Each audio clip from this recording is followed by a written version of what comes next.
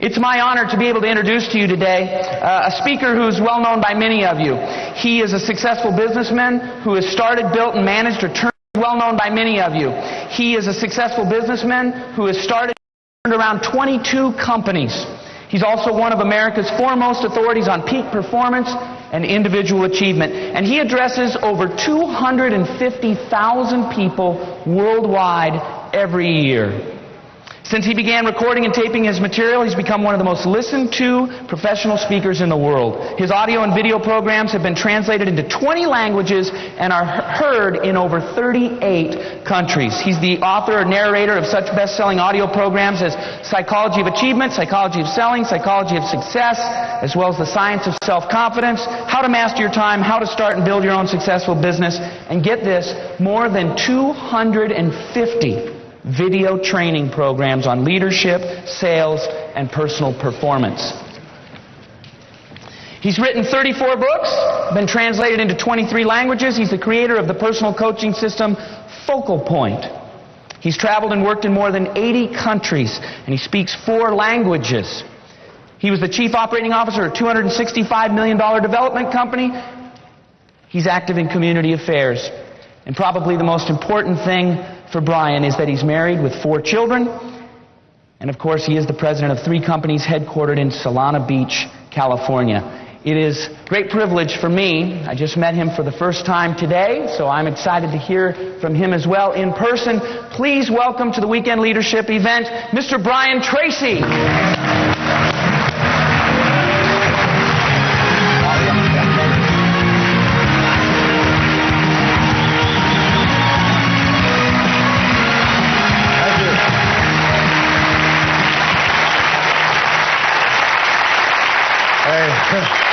I love you guys. Thank you. Sit down. Please sit down. I have some good news for you. More people are going to make more money in the next few years and become millionaires than in all the years of American history. And 80% of those people, 4 out of 5, are going to be people like yourself who own their own businesses and who come to these seminars. And my job is to help you to be one of those millionaires, and your job is to learn what you need to learn and to apply. Is that a good goal for our 2.5 hours together? Say yes. Now, when Kyle invited me to come here to speak, he said, you know, this is a very, very high-class audience. It's a very elite group. They're in the top 5 or 10% of people in America. He said they're all millionaires. And so I want you to know it's a real big honor to be here with so many millionaires, because what I've discovered since I got here this morning is that everybody here is a millionaire, or you intend to be in the future. Is that correct? Say yes. Okay. Now, I can't tell you how important that is, because future intention determines present action. Please remember this. Future intention determines present action. If you decide you're going to leave this convention center and you're going to drive to San Diego, it will tell you what turn you will take when you go out of the hotel, and at the next corner and the next corner. Every single step you take in the short term will be determined by where you're heading for. If you decide you're going to go to San Francisco, you will take totally different turns. Are you with me so far? So therefore, future intent determines present action. I work with Bill Danko, and Bill Danko is the co-writer of The Millionaire Next Door. He has spent his entire life, 30 years, studying self-made millionaires. I have been reading his stuff like a person chasing after him. I've been reading their stuff and their research all this period of time to find out about self-made millionaires. And what I found out is some very interesting things. First of all, they all have certain qualities in common. Second of all, nobody started off with any of these qualities. Third of all these qualities are learnable. Can anybody here drive a car? It's a rhetorical question. Don't raise your hand. I know you're really tired. You had a long night. Well, if you can drive a car, you can learn any business skill. You can learn any financial skill. If you can drive a car, you can learn enough to become a self-made millionaire. In the year 1900, there were 5,000 self-made millionaires in America. By the way, all millionaires in America, almost all, are self-made. When I was young, I used to feel sorry for myself because I didn't have any money. Wah, wah, wah, wah. And then I found that nobody has any money. Everybody starts off broke. As a matter of fact, if you look at what the Founding Fathers wrote, the Founding Fathers designed America to be a country where people could come with nothing, basically with satchels of everything they owned off a boat at Ellis Island, and they could start off here, and by working hard, and as Chris said, by developing character and talent and working hard, telling the truth, and paying as little taxes as possible, they could eventually become prosperous and successful, if not millionaires. So don't feel sorry for yourself, by the way, if you started off with difficult circumstances. Now, I'm going to get off the track a little bit here, but first point is this, is everybody starts off broke. Most Americans like broke so much they keep going back to it throughout their adult lives, you know, like visiting the old hometown. But here's the point, and there's a wonderful line from Joe DiMaggio. Joe DiMaggio once said, there's no rich men's sons in the major leagues. He said they don't have the stomach for it. He said they don't have the hunger. They don't have the guts. They don't have the drive. He said rich men's sons grow up soft. He said all the hitters in the major leagues grew up hard. So if you had a difficult childhood and you didn't have a lot of money and your mommy and daddy didn't love you the way you wanted them to love you and so on, if you had a difficult childhood coming up, you should thank God every single morning because it's given you the character and the guts and the determination and the grit that will enable you to be successful. Yes. The worst thing that can happen is to grow up easy. Grow up hard. If you grow up hard, then you'll always be able to bounce back because you've done this before. Anyway, so there were 5,000 millionaires in 1900. In the year 2000, there were 5 million. By the year 2010, 2020, there'll be 10 or 15 million millionaires. And your job is to be one of those millionaires, and my job is to get you there. Now, here's a question. How many people like to double their income? You say yes? Okay. If I could show you how to do it, would you give it a try? Now, that is a test question. It's the only test question of the day. Do you know what the average number of times is that a person tries on a new goal before they give up? It's less than 1. Most people give up before they try it even once. As they say, I'm going to set a new goal and I'm going to dedicate myself to doing this, more of this, less of that. They hear these wonderful talks by Jim and Dennis and Chris, and you hear these wonderful talks. They think, well, I'm going to make some decisions. But most people don't even try the first time. They talk themselves into it at the seminar and they talk themselves right back out of it on the way home. And they think of all the reasons why it's not possible. You know, there's a disease that plagues America. It's called excusitis. It's the inflammation of the excuse-making gland, which is invariably fatal to success. Now, here's the worst thing. Not only do they talk themselves out of it and don't do it, but someone else says, I'm going to do that. I'm going to lose that weight and save that money and start that business and so on. So, no, it won't work. It won't work. What do you mean it won't work? Well, I thought about doing it once, too. Did you ever do anything about it? No, I didn't, but I knew it wouldn't work. And so they take great delight in talking other people out of it. That's why it's so important to associate and affiliate with the people who are here. One of the things I learned from Jim Rohn many years ago is get around the right people. Get around the right people. If you want to know where the right people are, turn to the left, turn to the right, right? These are the right people. People you associate with, as Chris was saying, your relationships will determine the quality of your life more than any other single factor. So, I have some good news for you. Everybody here is going to double their income. I have it on good statistical evidence. Everybody here is going to double their income. Yes, yes. If you live long enough. The average person's income goes up in America about 3 to 4% a year. So if you work for another 18 to 22 years, 3 to 4% a year, compound interest, you'll double your income. Is this what you had in mind? Say no. No. When do we want to do it? Now. All right. Now, I have to show you something. This is a chart. I hired a consultant to come in and work for me some years ago when Dale and I were working together, and he was going to study every part of my business. At the end of it, he left me with a lousy T-shirt and this graph and a bill for several $1,000s. But I think the graph was worth it because the graph is a picture that once you have it, you could apply it not only to your life but to different aspects of your life. And I'll show you what this graph is. This is the graph of income. So let's just say, imagine that this is the amount of income that you make in the course of your life, and this is where you start, and this is time. These are the years of your life. And this is where you end up at the end of your life. Now, there's all kinds of different incomes. Here's what we have discovered, by the way, is that each person decides where they're going to be on the income graph. By the things that we do, and by the things that we fail to do, and often the things that we fail to do have a worse effect on our life than the things that we do. But by the things we do or fail to do, the choices and decisions we make or don't make determine how much we earn. People say, no, my income is determined by my industry. No, because there's people in your industry making 10 times as much as you. There's people in your industry making half as much as you. So we decide where we will be in the long run. Now, we don't decide it overnight, but we decide where we'll be in the long run. So what we find is that everybody starts off earning something, okay? You start off with your first job, and then most people's financial life is very much like the weather. It's unpredictable. It's sort of like a bad week on the NASDAQ. Their financial life is like this. It goes up and down, and sometimes they're in the money, sometimes they're out. Sometimes they're broke, sometimes they're unemployed, sometimes they're employed, making bonuses and so on. This is their financial life. Sometimes they're the windshield, sometimes they're the bug. And isn't that a true statement? And at the end of a person's life, as a result of experience plus luck, this is where most people end up. Fully 50% of baby boomers, according to the recent study, do not have a penny put aside for retirement, and they're pushing 55. They don't have a penny put aside. You all know the statistics. These people are living on experience and luck. Well, this works out to be an average of about a 3% increase over the course of your lifetime. You know what the word job stands for. J-O-B says just over broke, okay? Nobody ever makes any money at a job. Nobody ever gets ahead. All you do is you keep your nose just above the waterline. That's all you do, and you hope that there's no storms. Because if there's a storm, suddenly, okay.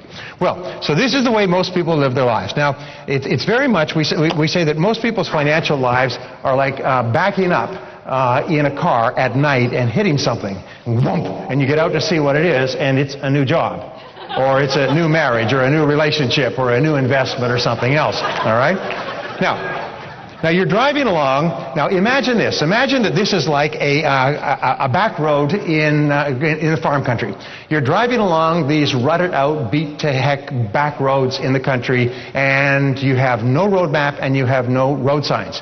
So you're lost most of the time financially. This is the story of most people. So they're lost and they have no road maps and no road signs, and it's a terrible road. Well, even if you're driving a brand new Mercedes-Benz, an absolutely beautiful car, engineered perfectly in every way, which is what your mind is. Your mind is the most incredible device for success, achievement, happiness, and long life in the whole world. You're driving with this incredible mind. You're driving a Mercedes-Benz. Even if you're sincere and hardworking and determined and honest and all of those good things, if you're lost on the back road with no road signs and no road maps, you'll never make any progress. Are you with me so far? Please stay with the analogy. Now, let's say you're driving along and you've been working for 10, 20, 30 years, and there are people who've been working 10, 20, 30 years, and they still don't have a pot to you-know-what in or a window to throw it out of. We're living in the most affluent country in the history of man on earth. People from 194 countries dream of coming here. We're living here surrounded by affluence that is unimaginable, and most people worry about money all the time. Now, we did a little bit of background research on you before you came here. We did some checking on you, and we found, this will come as a shock to you, there are people in this very room who worry about money all the time. Yes, and we know who you are. We are watching you. All right. So you're driving along, and your navigator says, honey, you know, this kind of living is lousy. I'm tired of worrying about there being too much month at the end of the money and so on. And, you know, as we're driving along here, lost in these backwoods, I see this freeway over here.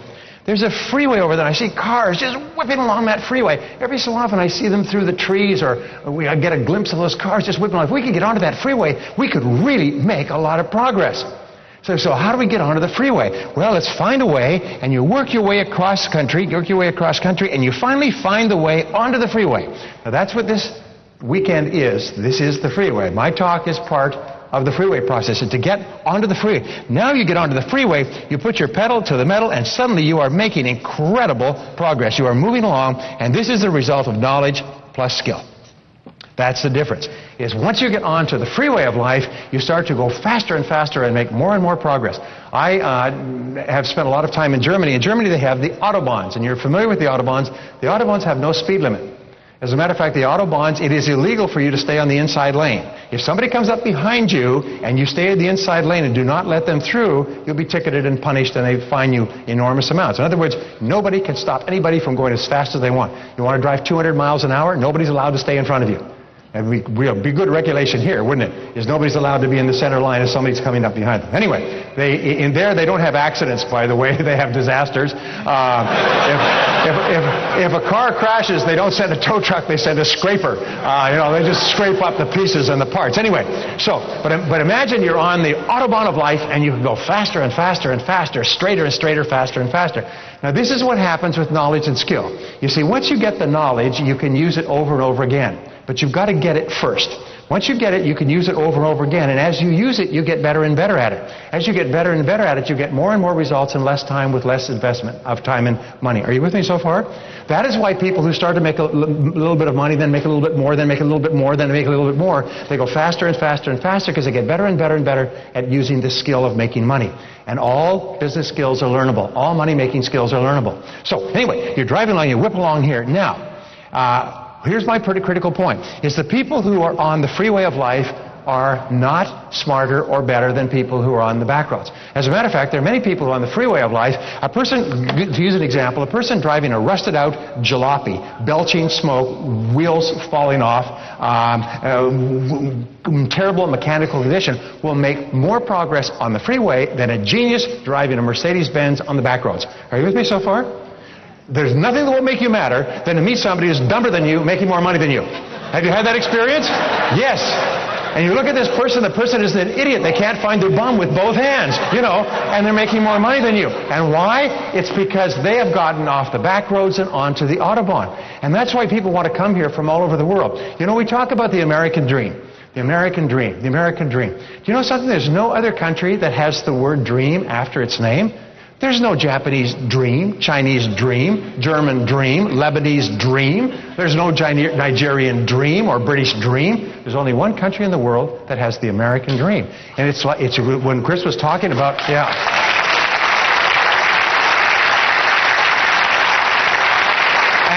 And so I've given this a lot of thought, and I can come to the conclusion that the American dream is basically two things. Many other things too.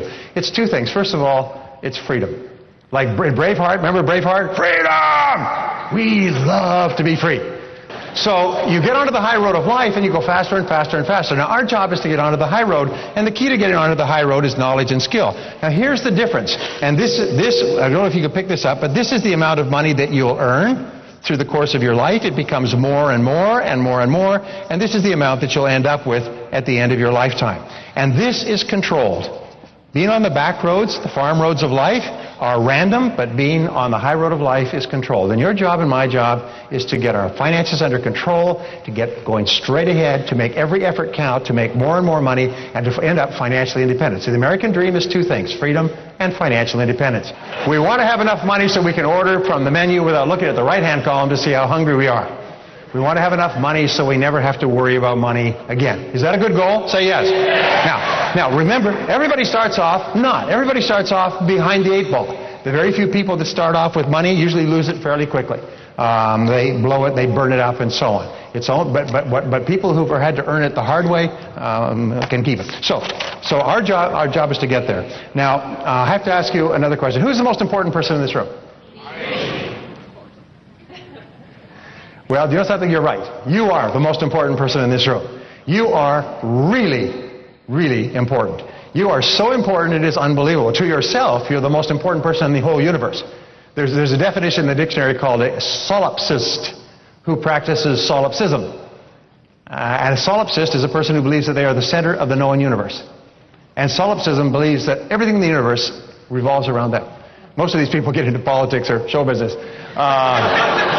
But to a greater or lesser degree, the word comes from the Greek, is we are all solipsists. We all see the world from ourselves. So in terms of your own self, you are the most important person in this room and the most important person in the world. But in terms of your family, you're very important. In terms of your parents, from the time you were a child, your friends, your customers, your co-workers, the things that you do make you a terribly, terribly important person.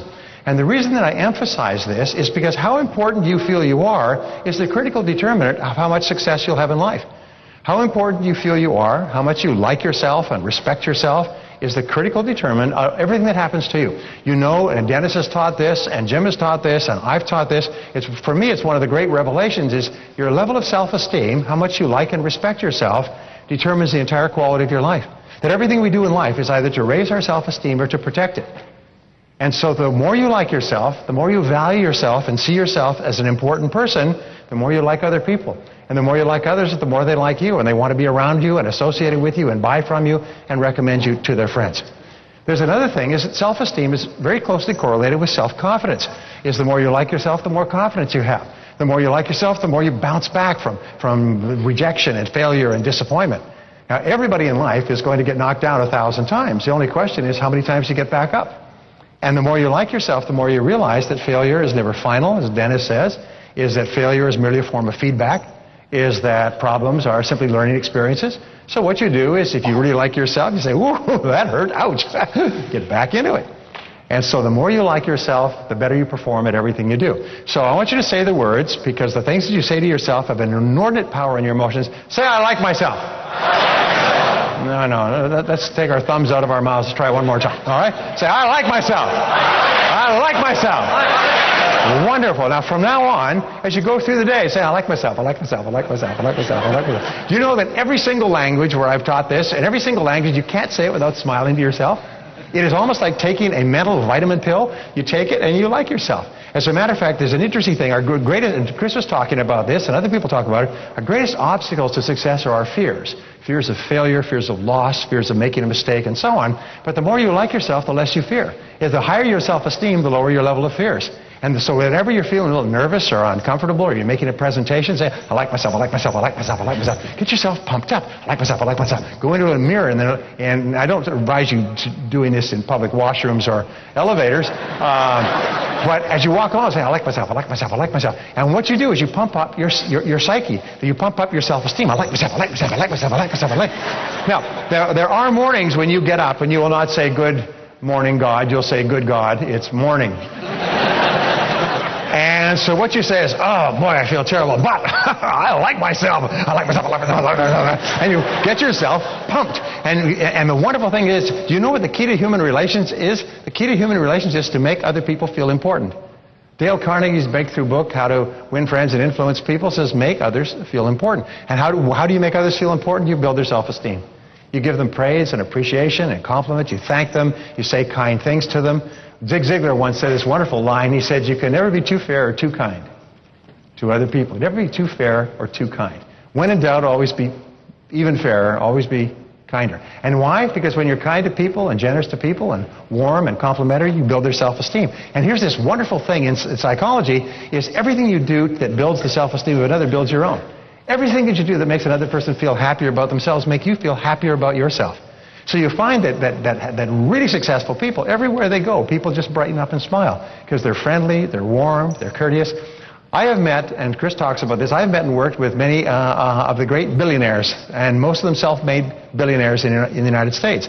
And I find that every single case, when you meet with these people, and sometimes I spent several hours with them talking about their business alone in a room with the telephones off, and I found that in every case, and I think of these people, they shine in my mind, they're all warm, friendly, kind. If you didn't know that these people were some of the richest people in the world, if you didn't know in advance, there's no way you could tell from meeting them because they're just such nice people.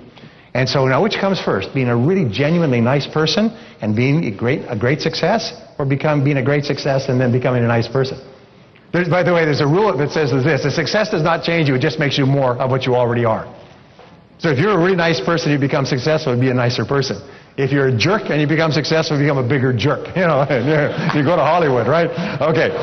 Anyway, so the fact is that you are the most important person here. And whenever you feel yourself a little bit down, just say, hey, I like myself, I like myself, I like myself. You take control of your mental life by putting your hands on the wheel and say, wait, I like myself. Failure is only feedback. Learn from every experience. Get up, get going, and so on. Okay, is this important? You get this? Okay. Now, next question. How many people here are self-employed? Well, Dale, what's the true answer to that question? We all are. We all are. The worst mistake you could ever make in your whole life is to ever think you work for anyone else but yourself. As a matter of fact, your job is not only to be self-employed, but to be unemployable. Right? Where you just simply can't work for anybody else. You can only work for yourself. And it's interesting, it's the attitude. Chris was talking about attitude. It's the attitude of self-employment that separates the winners from the non-winners. It's top people, and according to the studies, the top 3% of adults see themselves as self-employed, even if they work for another company, even if someone else signs their paycheck all their lives. They see themselves as self-employed. They see themselves as in charge of their own life. And I have thought about this over and over again, and one of the great turning points in my life was this, is when I realized that I was responsible for everything that happened to me. I was in charge. I was self-employed. And the acceptance of total responsibility is one of the great scary thoughts, but one of the great liberating thoughts of life. And so I found that really high performers, all leaders, all men and women of great accomplishment, men and women of strength and character, men and women who accomplish great things, are people who are highly self-responsible. It is the key to success, and I'll come back to this a little bit later. So here are the words that you use. The words are, I am responsible. Say it. I am responsible. Oh, no. Try it again. I am responsible. I like myself. And I'm responsible. Those are the keys to success. As long as you hold on to those, whenever you have a problem or difficulty of any kind, you'll go back to that. I like myself and I'm responsible. If there's something in my life that's not working, then by gum, it's up to me to change it. I'm not going to sit here and moan and cry and weep and moan and blame other people. I just get busy and do something about it. All successful people are take-charge people. And these are really, really important in terms of becoming a millionaire. Can you imagine a milquetoast millionaire? A person who does not accept responsibility with low self-esteem? No. You've got to have a person who really likes themselves and who really feels in charge of their own life. One last question. What is the most important part of this weekend? You're right. It's what you do afterwards. It's not what we learn. It's not the pleasure that we have. It's not the interaction. It's what you do afterwards. Now, I've learned a very interesting point, and this has been borne out in 50 years of study. The one most identifiable quality of successful people is that they're intensely action-oriented. Is they're moving fast. They're in action. They hear a good idea. They move quickly. They don't sit there and think about it. Because you sit there and think about it, what happens is the energy goes away. So you'll find that the most important part of today is what you do afterwards and how fast you do it. Now let me ask you a question. If you take action on any item, any idea, only two things can happen. What are they? You succeed or you fail. Okay? It works or it doesn't work. If it works, what do? You do more of it. If it doesn't work, what do? You learn from it quickly, get smarter, and try something else. But you cannot lose from taking action. You can only lose from not taking action. And when I spoke many years ago to one of the richest men in the world, he's now worth about $5.4 billion, and at that time he was just building his company was just growing. He said, you know, they have found in their company that people who hear a new idea and take action quickly will succeed. He said, but people who hear a new idea and don't take action immediately will probably not take action on that idea at all and won't take action on anything else either. The one thing they've identified in successful people is that they're all intensely action-oriented. So always think in terms of what action do I take? What do I do now? Somebody comes to you with a problem. They say, I've got this problem. You say, good. What are you going to do about it? What's your next step? What's your next action step? How are you going to solve the problem? In other words, keep helping people think in terms of the actions that they're going to take to achieve their goals or resolve their problems. And you lead by example. As Albert Schweitzer said many years ago, he said, you must teach men at the school of example, for they will learn at no other. So the most important thing that you do for your friends and for your family is be an action-oriented person. Be a high self-esteem, high responsibility, action-oriented person. Those are the three qualities for financial success. Probably the three qualities for all kinds of success. Does it make sense so far? Yes. Say yes. Okay. Now, let me just go back quickly to my own story. I did not have an auspicious beginning. I grew up in a family that had no money. Our favorite theme song in our family was "We Can't Afford It, We Can't Afford It, We Can't Afford It, We Can't Afford It." In every tune and bar, is anybody growing up in a family that was your theme song? We can't afford it. And I'm still now, and even at my age, I still go and I look at it and I'm like, geez, we can't afford it. What do you mean you can't afford it? It's a newspaper, for Christ's sake. I think I'll read somebody else's, you know? I mean, that costs 50 cents. Anyway. My friend Susie Orman said this. She said, one of the most important things in becoming wealthy is to deal with your goblins with regard to money. Almost all of us have goblins with regard to money. Fears, emotions, go back into our early childhood, the way our parents responded to money, what happened with money, did we not have very much, did we lose it, were our parents hurt financially? So we grow up with these fears with regard to money, and in order to become financially independent, you have to get over those fears. You have to first of all identify what they are. What is the number one fear with regard to money? Yeah, fear of poverty. We're afraid of being poor. We're afraid of not having any money. We're afraid of being destitute or dependent upon someone else. Now, it's not likely to happen, but nonetheless, that fear, which is an irrational fear, often holds us back from taking chances. And it's just something you have to identify. And I learned many years ago that if you have the fear of poverty, you say, all right, what's the flip side of the fear of poverty? What's the virtue of the fear of poverty? What's the good part of being afraid of not having money? What's the good part? Yeah, you work harder to get more money. You work harder and you're smarter in holding on to the money. You build up a financial estate. So starting off poor, as I said before, it can often be a very good thing because it makes you very smart about making money and holding on to it. So in other words, when you talk about money like that, you bring it to the surface of your mind and you become free from the fears that are involved. That's no extra charge for that, just to throw in. Okay, so I started off with no money. I did not graduate from high school. I finished in the half of the class that makes the top half possible. They say that everybody serves some purpose, even if it's to be a bad example, and I was the bad example. The teachers would point to me and say, if you don't smarten up, you'll end up like him. And that would scare people, like the boogeyman under the bed. That would scare kids into doing their assignments. I had a chance to go to several schools when I was growing up because I kept getting thrown out of them.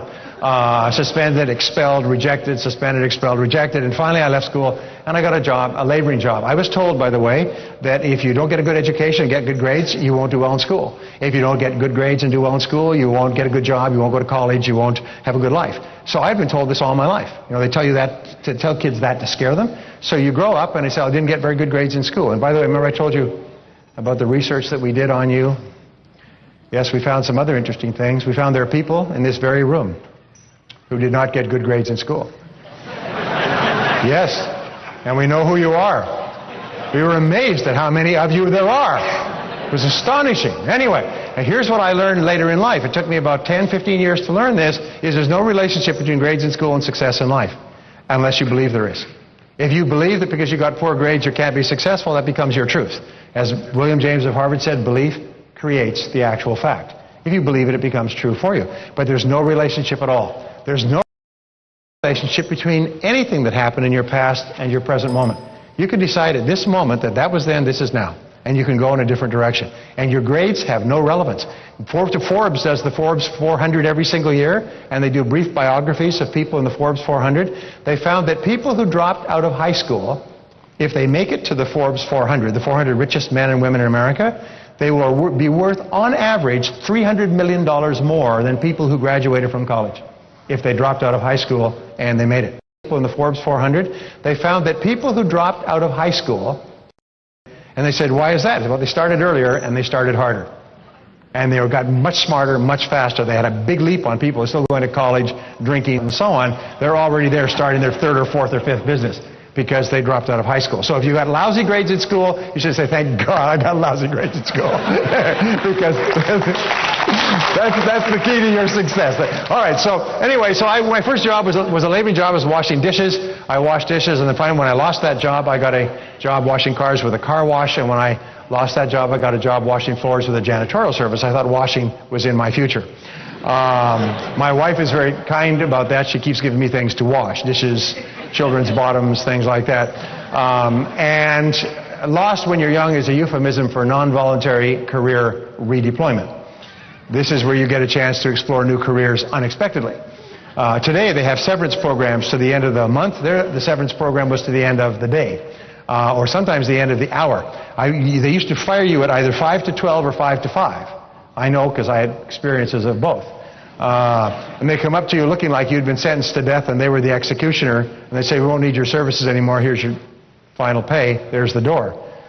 So I'd go from place to place, and I'd say, I'm looking for a job, and they say, well, we don't need much help right now. I say, well, I'm the right person for you, because I won't be much help.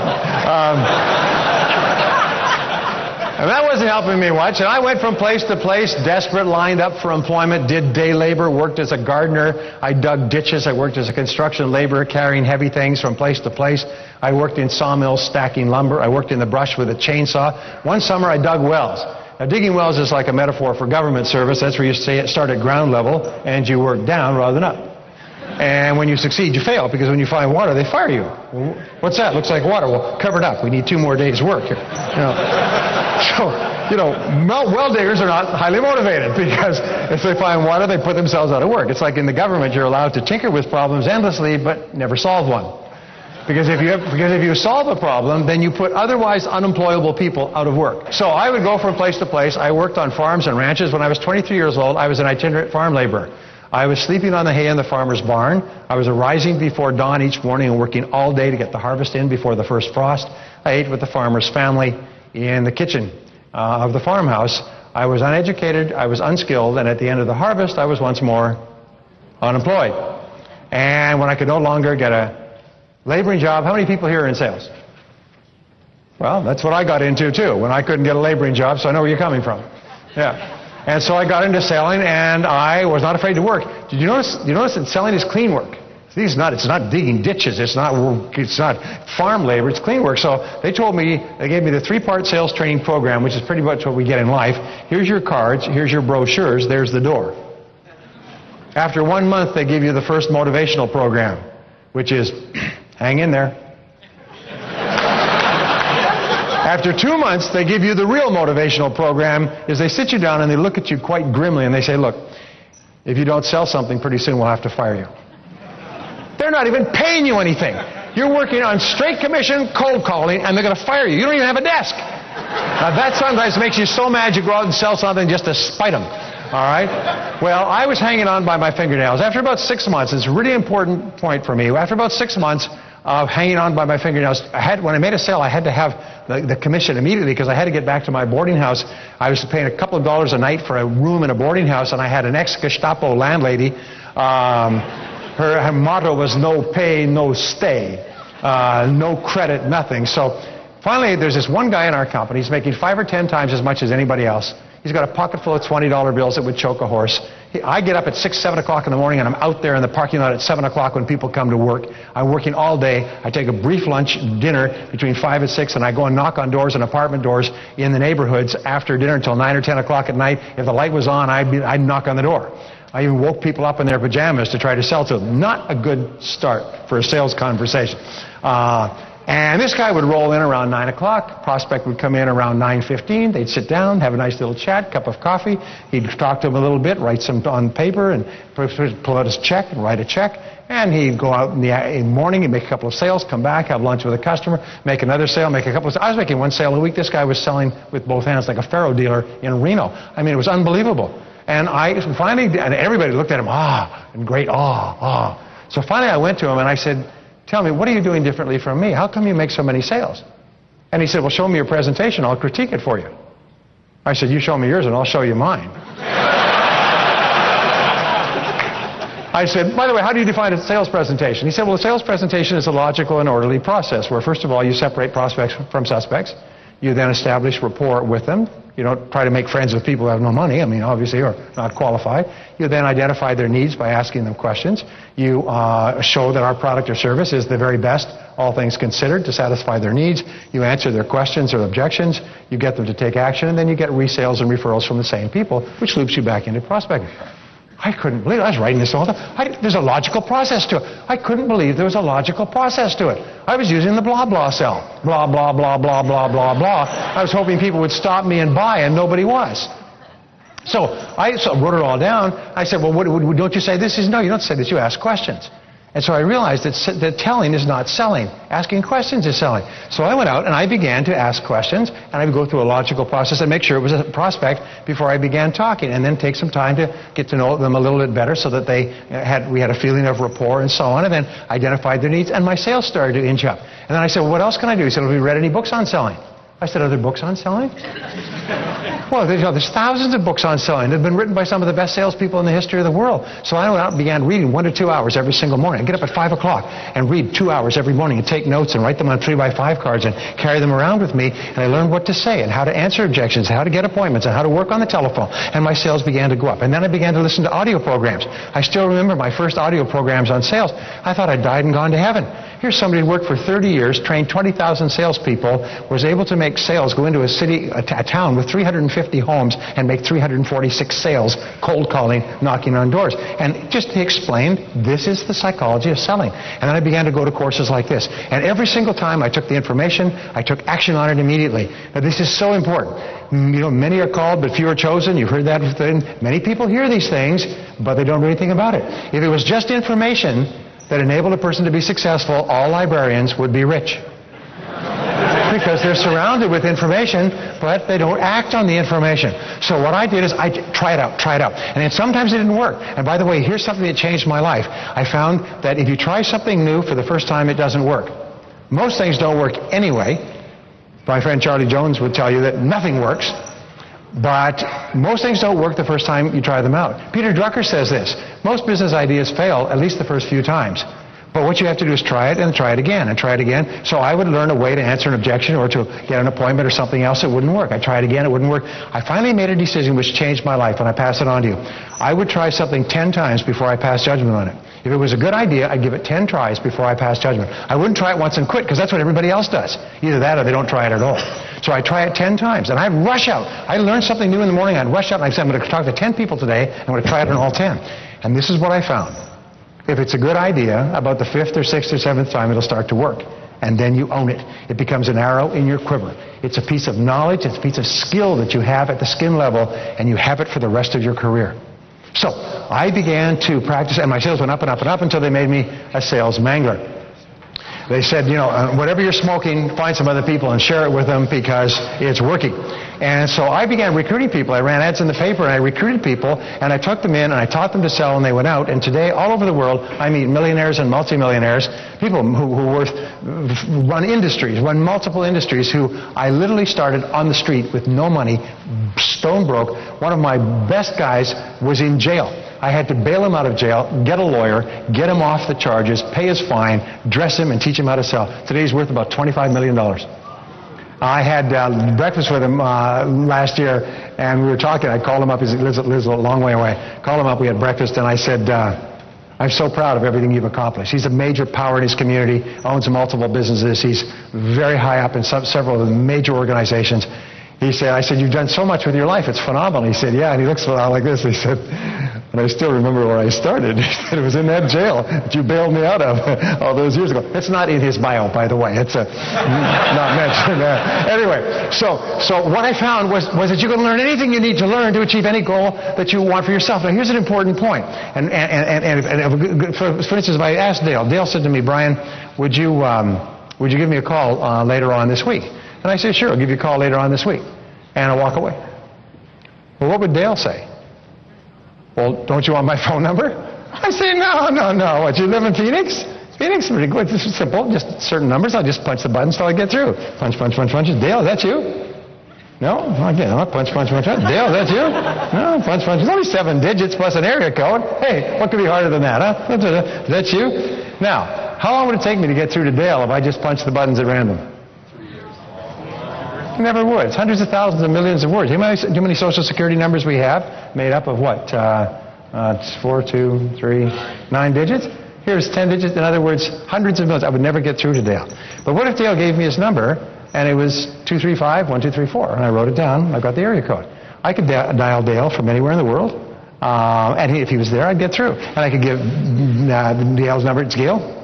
Karen, I'm sure, give it to Karen. Karen could call. I'll give it to you. You could call. If you had the right number, you could get through. Isn't that true? In other words, if you have the number in the right sequence, you can dial from anywhere and you'll get through.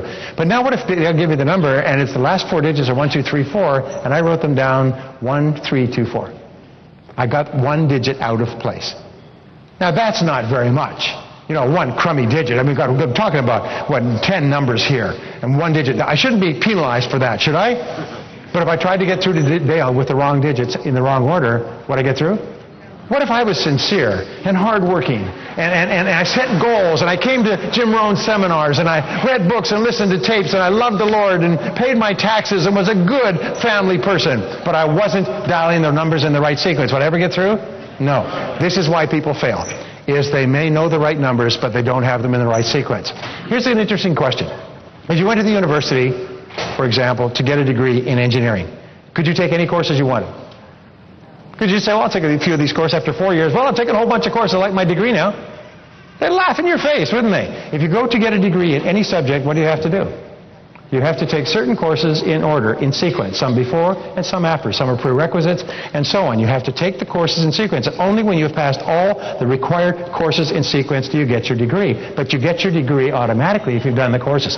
That's the key to success. If you want to be successful in real estate or in building your own business, most people run their own business like broken teeth. In other words, they know a little bit about this and a little bit about that and a bit about this, and they can make a couple of sales and negotiate some purchases and so on and so forth. And 86% of business owners in America make less than they would earn if they were working for wages with someone else. Why? It's because they have not learned the entire sequence of building and operating a business.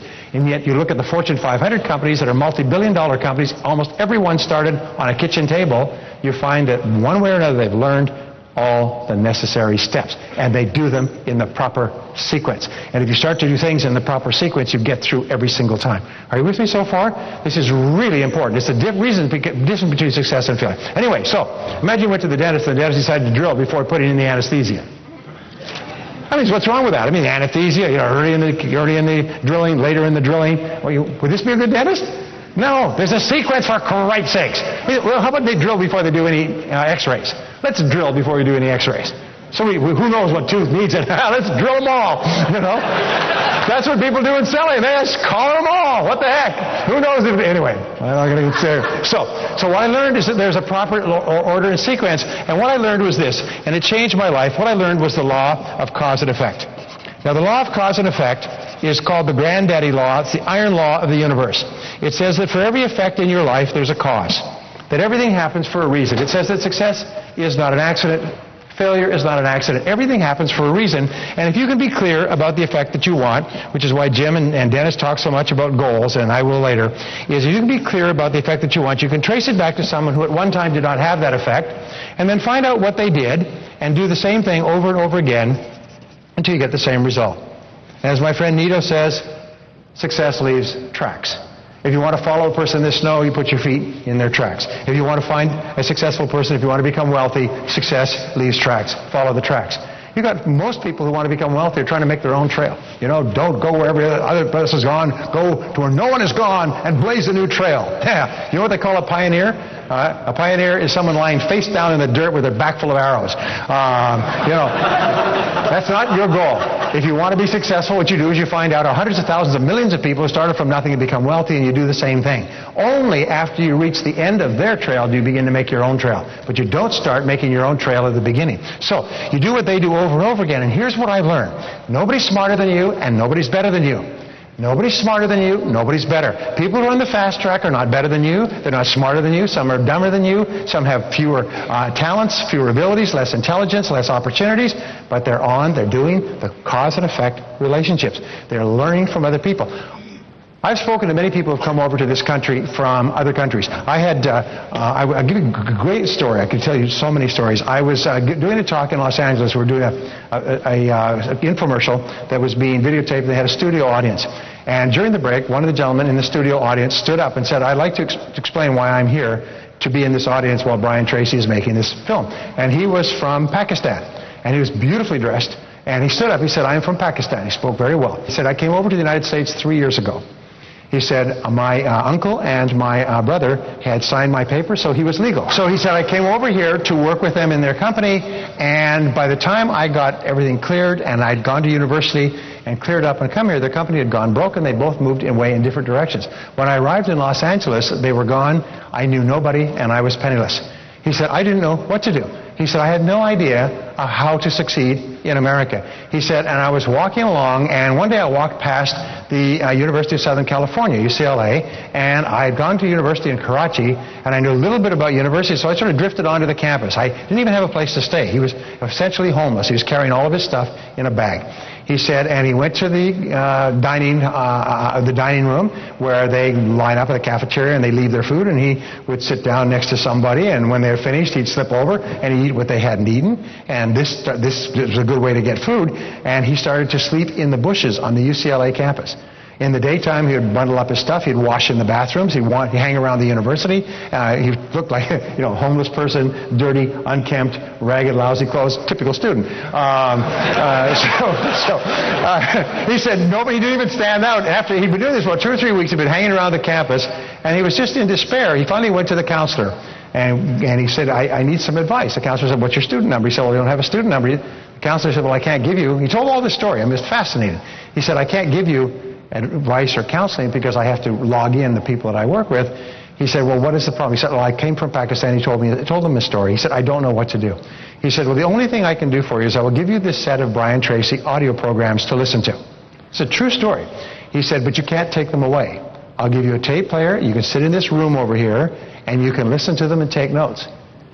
So he didn't have a lot going, if you know. So he said, okay, I'll do that. To him, it was completely bizarre, listening to a bunch of audio cassettes in a cubicle. So he took them over and he sat them down. He got notes from the wastebaskets, and he began making notes. He came back every day for a week. He listened to the programs hour after hour and wrote notes on how to succeed in America. He said, went back at the end of the week, he gave it back to me, he said, thank you. He said, now I understand how you succeed in this country. He walked out. He said that was 2.5 years ago. He walked in. He said, I drove my new Mercedes to this filming. He said, I own 2 companies. I'm worth $2.5 million. He was wearing a Giorgio Armani suit. He had a Rolex watch. It's beautifully turned out. He said, I have a beautiful home. He said, I have 2 businesses. I'm just starting a 3rd. He said, now I know how it works. And now I can do it over and over again. Now, that is a great story from a person coming from absolutely nothing, and it's a true story, by the way. It's one of those stories that it wasn't true. It should be. Okay. But it's word for word true. Anyway, so the law of cause and effect says that if you do what other successful people do, you get the same results they will. But if you don't do what other successful people do, nothing can help you. So your job and my job, and this changed my whole life. Chris mentioned I had started, built, managed, or turned around 22 businesses. I've also consulted with more than 1,000 businesses of every size, Fortune 500 companies in 23 countries. In every single case, I go in order to work with them, I have to study and figure out how this business works. What are the cause and effect relationships? How is money, income, profit generated in this business? What are the constraints that are holding profit back? And so on. And so I've been able to develop a pretty good intellectual foundation in these companies. But what I found is if you do what other successful people do in an industry, you get the same results. Do you know that in business today, the 80-20 rule applies? Is that 20% of businesses make all the money, and the other 80% are marginal? And they all start off at the same starting line, but 20% make all the money. In our society, 20% of the people make all the money, and the other 80% worry about money all their life. So which would you like to be in, the top 20 or the bottom 80? Top 20. Now make the decision to be in the top 20. Then the only question you ask is, how do you get there? Well, here is the turning point for me. As I began to study philosophy and metaphysics, what I found is that thoughts are causes.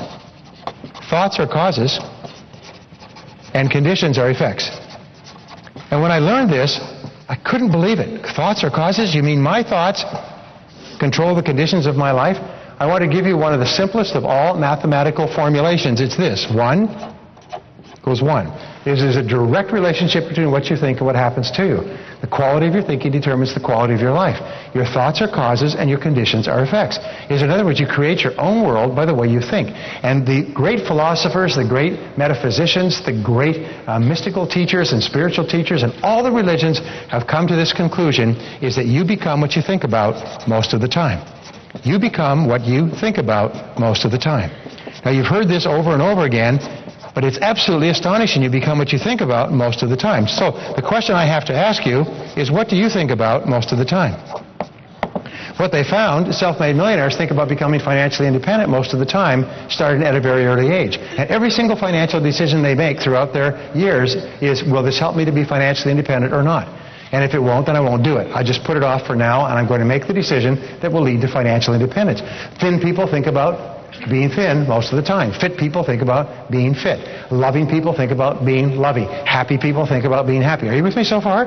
Yes, so what do you think about most of the time? By the way, this principle is true, but it's not always true, because if it was always true, every young man would turn into a young woman by the age of 20. And fat people would turn into pizzas, you know, okay. But you do become what you think about most of the time. So what they did at the University of Pennsylvania is they took 350,000 people like yourselves and myself, entrepreneurs, ambitious, people in sales, people who are going somewhere with their life, and they interviewed them over a 6, 12, 18, 24-month period, and they did psychographic and demographic tests on them, and they asked them the question, what do you think about most of the time? What do you think about most of the time? Now, I said before that you are in an elite, that you're in the top 10%. And how do we know that? It's because you're here. Only the top 10% of adults will ever come to a seminar like this in their whole lives. In fact, I've met people 40 and 50 years old who have never been to a seminar or an adult learning experience after they left school. They have never been to one. It's almost like this world of continuous learning and upgrading of skills runs parallel. It's a parallel universe to them. They don't even participate in it. Many people that you told you were coming to this couldn't believe it. They couldn't understand. Why on earth would you go to something like that? You know all that stuff. Whenever somebody says to me, I know all that stuff, I say, geez, you must be rich. Geez, you must be rich. Could I borrow $1 million from you? Because if you know all that stuff, you must be awfully rich. And they look away as they go to catch their bus home. You know. Anyway, so you're in the top 10% because you're here, because you can always tell who a person is by looking at what they do. It's not what they say or wish or hope or attend or declare when they are accepting the nomination at the primary. It's only what they do which is the true test of who they really are. Remember this, there's an awful lot of attempt to fool people by saying, you know, watch my hand, watch my hand. Don't ignore what I do, just watch what I promise to do. No, always just watch what a person does, because what a person does is the true expression of their real values. Only action is action. Anyway, so if the fact that you're here means that you're in the top 10%, not because of thoughts or feelings or wishes or hopes or intentions, but because you're here. You've made the supreme effort and sacrifice to be here. You've made a decision, like crossing that line in the Alamo, I'm in the top 10%. Whether you knew it or not doesn't matter. Now you do. You're in the top 10%. The only thing you need to do now is to make it a reality. People say, if you knew how much I was making, you wouldn't say I was in the top 10%. Here's one of the great rules. It doesn't matter where you're coming from in life. All that really matters is where you're going. And you've made the decision to be in the top 10%. Is that true? Say yes. Yes. Good. Okay, it's just a matter of getting there. Now, so they did this study with 350,000 people like you and I. They sliced and diced them by percentiles, the bottom 10%, next 10%, and they took the top 10%. They found people in the top 10% think differently from people in the bottom 80 or 90% in some very profound and life-changing ways. Now, can you imagine how people think and what people think about most of the time in the top 10%? Can you guess? What do people in the top 10% think about most of the time? Well, you're all correct. Every answer is correct. Let me summarize it. They think about what they want and how to get it most of the time. They think about what they want and how to get it most of the time. Unsuccessful people think about what they don't want, what makes them mad and unhappy today and yesterday and when they were children, and who's to blame. Unhappy, unsuccessful people are always talking about what they don't want and who's to blame. Successful people are always talking about what they do want and how to get it. So I'm going to teach you an operative word. This is a word that you're going to use for the rest of your career. This is the word of the high achiever, the self-made millionaire, the truly successful, positive, happy person. The word is how. Say how. How. From now on, when you have a goal, the only question you ask is how. If you have a problem, how do you solve it? Have an obstacle, how do you overcome it? Have a financial goal, how do you achieve it? If you have excess weight, how do you get rid of it? If you want to be healthy, how do you achieve it? The only thing you ask is how. Now, whenever you ask the question how, it forces you to take complete control of your life, to accept responsibility. It raises your self-esteem, gives you a sense of personal power and self-confidence. The word how is almost like a miraculous word, because only action-oriented people ask the word how. Everyone else says, what are you going to do? When's it going to happen? Wah, wah, wah, wah. Ah, shut up. The top people say, how? We've got a problem. How do we solve it? Wait till she gets in here. She'll find a solution. Because they know when you come in, they say, we've got a problem. Good. How do we solve it? What's the problem? What do we do? How do we minimize the damage? How do we solve the problem? Not who's to blame and who did this and who should have done that and everything else. Worry about that later, if at all. For now, let's put the fire out. Right? Top people are people like heads of SWAT teams. They say, oh, those nasty people took that building. What are we going to do? We should pass a law. You know, no. What they do is they say, hit a building, kill them all, let God sort them out. You know. Anyway, I'm sorry. That's old programming. We live in California. We sit under triangles and put crystals in our armpits out here. Okay. Light incense and say Om, Om, and the money will come. Om, Om. Yeah, you're going to get a quarter in this hand, a nickel in that hand, and that's all you're going to. Anyway,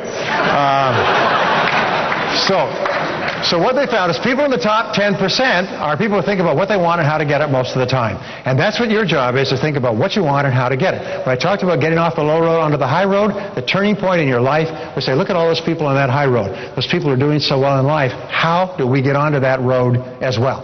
The very fastest way is you find somebody who's successful and you go and say, how would I get onto the same road you're on? And here's the most wonderful thing. You're surrounded by some of the most wonderful people in America. And I'll tell you this, every person in this room, if you ask them, what advice would you give me to be more successful, they'll tell you the best they've got. They wouldn't give you their third best idea. If you turn to the person next to you and you said, what's the very best idea for success that you would share with me based on your experience, they'll give you the best idea they could think of. Here's an exercise I did. I want you to think about the answer to this question. If someone were to ask you, a young person, say, what is the most important success principle you ever learned? What's the most important success principle you learned to help you to be successful? What answer would you give? I was working with a large company. We were doing an international seminar, and I just spontaneously said, I'll tell you what, if everybody here will just write down their answer, their one word of advice, and bring them up here and just put them on the stage at the break, we will take those and we'll publish them all, and everybody who gives us an answer will get the answers from everybody else. We did that. The company's sales went up 500% in the next 3 years. Because they all had the best success principles for everybody. So if I were to ask you that question, would you have an answer? Yeah. All right. And what I want you to do is I want you to turn to the person to the right and left of you, and I would say, what would be your answer? What would be the best success principle you could think of if I was to ask you one success idea? What idea would it be? Turn to the person next to you and give them your best idea. Go ahead.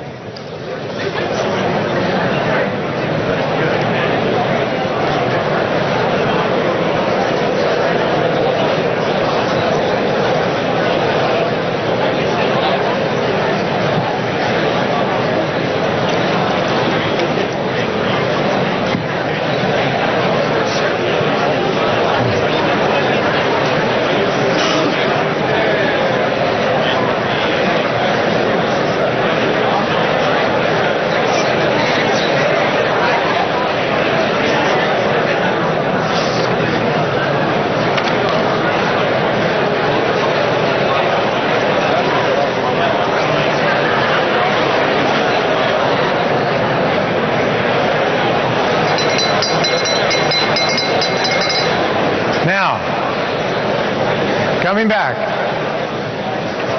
Now this is an important question. This is an important question. And for the rest of this conference, when you introduce yourself to each other, go up and say, hi, I'm so-and-so from so-and-so. What's yours?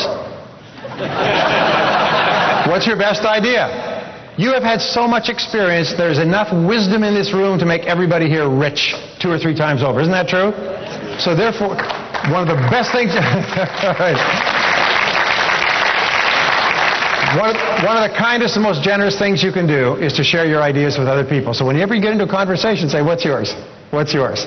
And this will make a wonderful mastermind conversation. Every time you meet with 2 or 3 people, say, what's yours? And share ideas. And write these ideas down. As Jim says, write them down. Don't let them fly away. And we were talking a little bit earlier about the qualities of success, what they found at the University of Pennsylvania. Disappointed and so on. Of course they do, but they bounce back. The major test of how healthy you are as a person is not whether you get knocked down, but how quickly you bounce back, how quickly you recover. If you do a stress test in medicine, what they do is they do a stress test to test your system. The critical question is how quickly do you respond? How quickly do you... The test of how healthy you are as a person is not whether you get knocked down, come back to where you were before. So optimism, we find, is the mark of mental fitness, and mental fitness is like physical fitness. You develop mental fitness by doing mental fitness exercises. And I want to give you the 4 critical exercises for optimists. These are the 4 ways that optimists think that separate them from people who are average, who are pessimistic. Remember, the great majority of people are not particularly positive or optimistic, but all leaders are. So number 1 is top people think and talk about what they want most of the time. Whenever you find yourself getting upset, say, wait a minute, I'm going to think and talk about what I want. Your conscious mind can only hold one thought at a time, either a positive thought or a negative thought. If you discipline yourself to think about what you want and how to get it, you push out all negative thoughts for that moment. If you keep doing something repeatedly over and over again, what do you eventually develop? You develop a habit. You know, Donna talked about success habits. It's so important. If you force yourself to think about what you want and how to get it, eventually you get up in the morning, the first thing you think about is what you want and how to get it. Okay? The second way that you become an optimist is you look for the good in every situation and in every person. You always look for the good. Something goes wrong, look for the good. Your house burns down. Well, that's good. We needed a house closer to work anyway. Your car gets stolen. Well, that's good. The ashtrays were full. You know? You lost your job. Well, that's good. We didn't like the job anyway. So, in other words, look for something good in every situation. Now, here's the most remarkable thing. If you look for something good, you'll always find it. You'll always find something good. You find what you're looking for. If you're looking for the problem or the flaw, then you'll find it. If you're looking for something good, you'll find it. Question, does anybody here have a light with a dimmer switch on it at home? Say yes. Yes. It's required by law to have dimmer switches in your house. Electrical union. Okay. Now, a dimmer switch has a very interesting parallel. With a dimmer switch, it's controlled manually. You either turn it or move it up or down, and when it's on full, it's bright, and when it's down, it's dark. There's a dimmer switch on your brain as well. Only the dimmer switch on your brain is controlled by your thoughts. And when your thoughts are really positive, your dimmer switch is on full. You're positive, you're creative, you're high energy, you feel good about yourself. In other words, you're positive, you're the best person you could possibly be when your dimmer switch is on full. When your dimmer switch is down low, your personality is darkened, you're angry, you're worried, you're fearful, you're negative, you're pessimistic, you're skeptical, you run for public office and talk about how terrible America is. Okay. But the fact is that your dimmer switch is controlled by the thoughts that you think at any given moment. And if you think about what you want and how to get it, your dimmer switch goes on full. And you have all of your energy available to you. When you think and look for the good in a situation, a difficult situation, you say, that's good. What happens is your dimmer switch goes on full. Now, the third thing you do is you look for the valuable lesson in every setback or difficulty. Napoleon Hill, in his 22-year study of 500 of the most successful people America ever produced, found that one of the qualities they had in common was they always looked for the valuable lesson in every setback or difficulty. Quick question, does anybody here have any problems? Good. Problems are a sign of life and activity. There's only one group of people in our society that has no problems, and they're all in the cemetery. They have no relationship problems, no money problems, no health problems. So if you are having problems, it's a sign of life. All right, so if you have problems, problems I have found in life are like stacks of dinner plates. And they're stacked up, and some are low down in your hierarchy of concern, and some are higher. But there's always one problem on top. Sort of like a law of priority. There's always one problem that causes you more concern or worry than anything else. This is the one that you can think of. Usually it comes with hair on top. Although there are some exceptions in this room.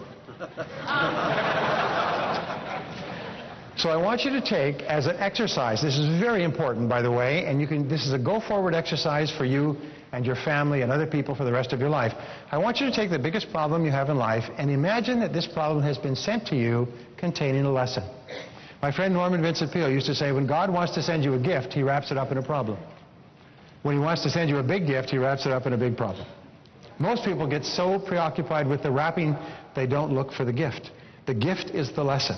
And my promise to you is that every problem you'll ever have contains a lesson that is in most cases more valuable than the problem itself.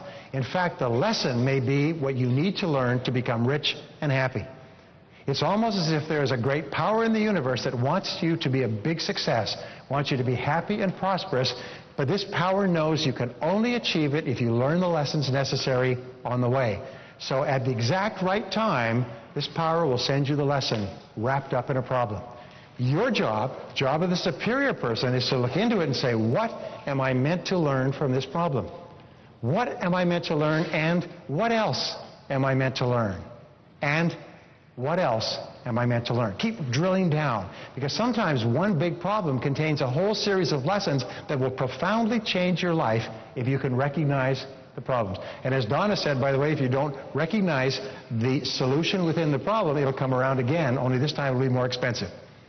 And if you don't get the lesson then, it'll come around again. This great power will keep sending you the lesson until you get it. And then once you pass that, you go to the next lesson and you have the next problem. So your job is to say, what am I meant to learn from this situation? And my promise to you is you'll always find a lesson, and while you're looking for the lesson, your dimmer switch will be on full. You'll be positive, you'll be optimistic, you'll be forward-thinking, you'll be more creative, you'll be more relaxed, you'll be more open, you'll be the best person you can possibly be. Now, if you want to be a great help to other people, when they are talking about their lives, say, what are your goals? What are you trying to accomplish? Help your children, help your staff. When they have a problem, say, what's good in this? Because there's always something good comes from every difficulty. What's the lesson that you're meant to learn from this? You help them to think creatively and positively and optimistically as well until it becomes a habit for them as well. Remember the old saying, you become what you teach. You learn what you teach. So therefore, when you teach these principles to others who can benefit from them, you actually internalize them more and more yourself until they become an automatic part of the way that you deal with life. The fourth key to optimism is to feed your mind continually. Come to courses like this, listen to audio programs, read the books, talk to positive people. Keep feeding your mind. Just like if you wanted to have a healthy body, you'd eat really nutritious foods. If you want to have a healthy mind, take in positive, nutritious, what Jim calls mental protein rather than mental candy. All right? Now, what we have found is that optimists have three remarkable qualities. Optimists, by the way, start off with an unrealistic expectation of success. What does this mean? That means they really expect to be successful in advance. They expect that everything that happens is positive in some way. They expect that every setback contains a lesson. They expect to be wealthy. An attitude of positive self-expectancy, expecting to be successful well in advance of success, improves your attitude, puts your dimmer switch on full, makes you more positive and creative, makes you more resilient to difficulties. You just keep getting up and you keep going like the Energizer Bunny. Just keep going and going and going. So there's three qualities that optimists have. Number one is they learn more things. And you know, we say that in our modern world, cause and effect means learn and do. They learn more things. As a result, they have more knowledge, more information, more insights, more skills, more ability to deal with our world today. Number two is they try more things. Now, I told you that I didn't graduate from high school, but in my 30s, I went to university and got a business degree. And in taking a business degree, you have to take a course called probability theory. Did anybody ever take probability theory? It's a terrible course, isn't it? It's awful, awful course. And the only one thing you learn from probability theory in retrospect is that there's a probability that everything will happen. And that these probabilities, is that true? That these probabilities can be calculated by a series of very, very sophisticated ways. All of life insurance is based on probability. All the stock market, the world of finance, probability is a major, major factor in life. And there's some great theories for probability theory, for predicting probabilities. So here's, if you flip a coin, the probability that it will come down heads or tails is what? It's 50%. 50-50 no matter how many times you flip the coin. The probability never changes. Your job in life is to increase the probabilities of success. Now, how do you increase the probabilities of success? Number one is you learn more things, so you have more understanding. And number two, you try more things. And if I was to tell you the keys to success, you'll find that all successful people try more things. And is there any guarantee that you will be successful? No. You will fail more times than you succeed, but if you try more things, it's like throwing darts at the dartboard. If you keep throwing darts over and over again, even if you're a complete idiot, what must you eventually hit? You must eventually hit a bullseye. And that's why you meet complete idiots who are rich, is they just kept throwing darts and they hit a bullseye.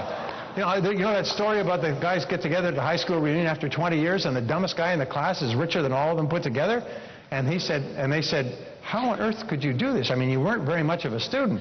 He said, I found this manufacturer that sold stuff for $1, and I could import it and sell it for $3 and make a profit. He said, it's amazing what you can do on 3% profit.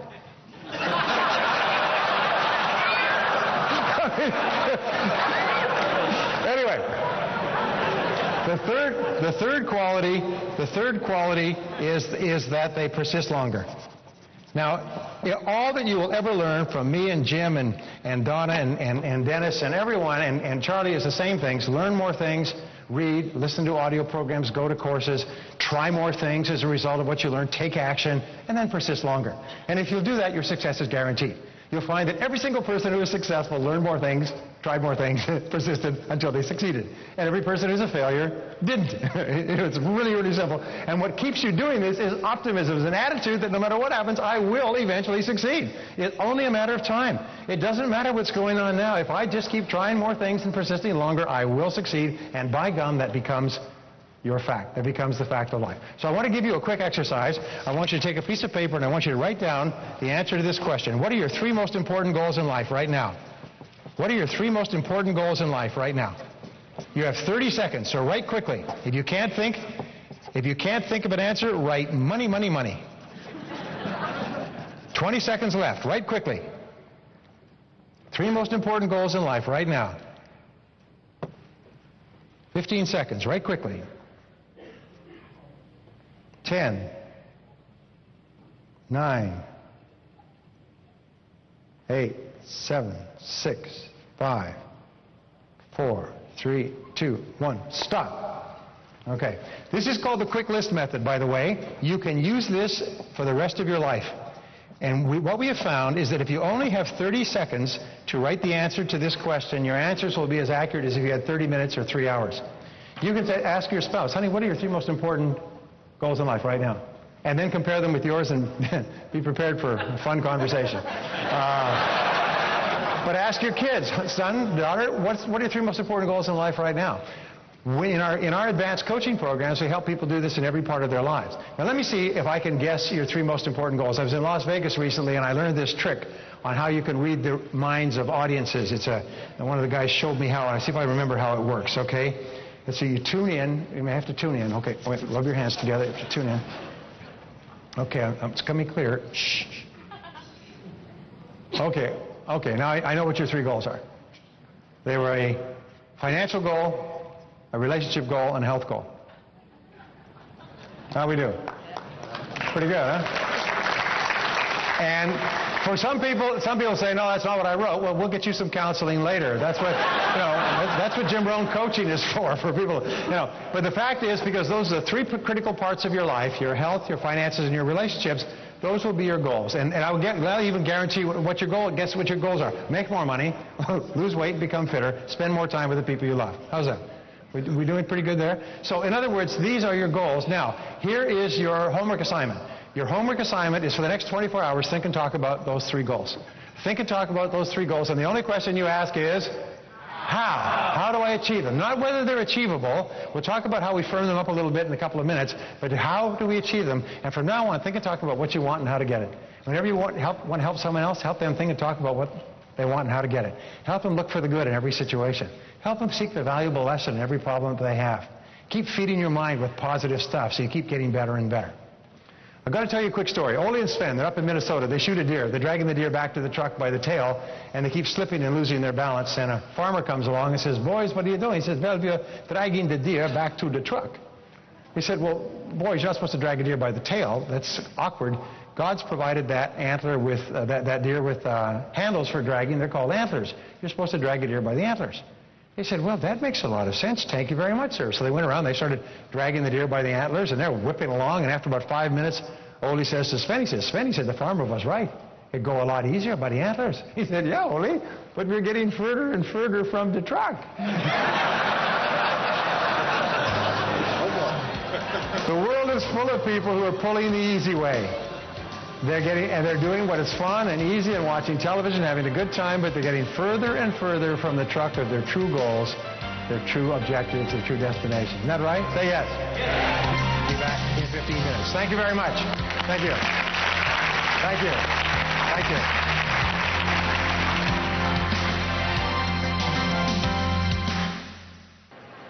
Once upon a time, there was a dinner party that took place in Memphis, Tennessee. I was speaking for a large national corporation, a franchise organization where you could buy a franchise, and if you were successful, you could buy another franchise and so on. And I was the keynote speaker, so they had me sitting next to a very nice couple.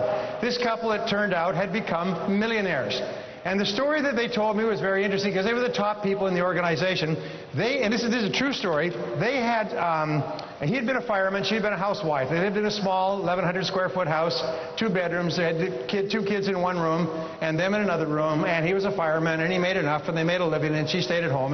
And they worked through their teens and then their 20s and into their 30s. But they didn't have any real concern, they told me, because as soon as Aunt Martha died, everything would be okay. You see, they had an Aunt Martha who was very wealthy. And Aunt Martha had a husband and her wealth. And Aunt Martha had come over to their home and had dinner with them and Christmas and Easter and so on. And there were other brothers and sisters in the family. But Aunt Martha had confided to them that when she does pass on someday, that everything she has would be left to them. So they knew that when Aunt Martha died, they'd be rich. So he kept on working away, him at his job, union fireman job, not very happy. They didn't have much money. For them, a big night out was Arby's, and that was only once a month. But they didn't have to worry because when Aunt Martha died, perished the thought, but when Aunt Martha passed on, they would be rich. Year after year went by, into their 20s, into their 30s, and Aunt Martha looked remarkably healthy. And they gave her gifts and sent her cards, and all the kids wrote letters to her, and they had her over for meals and so on, and they treated her very, very well. But you know, perish the thought, but you know, they're now in their 30s. And Aunt Martha is still just trucking away. She's in her 60s or 70s. And one day, he looked at her across the table, and she looked back at him, and she said, women are wise, and she said, what if Aunt Martha lives another 20 years? There's longevity in the family. Are we going to be sitting here at this Formica kitchen table, worried about money for 20 years, waiting for Aunt Martha to die? And it hit him, and it hit her, and they got so...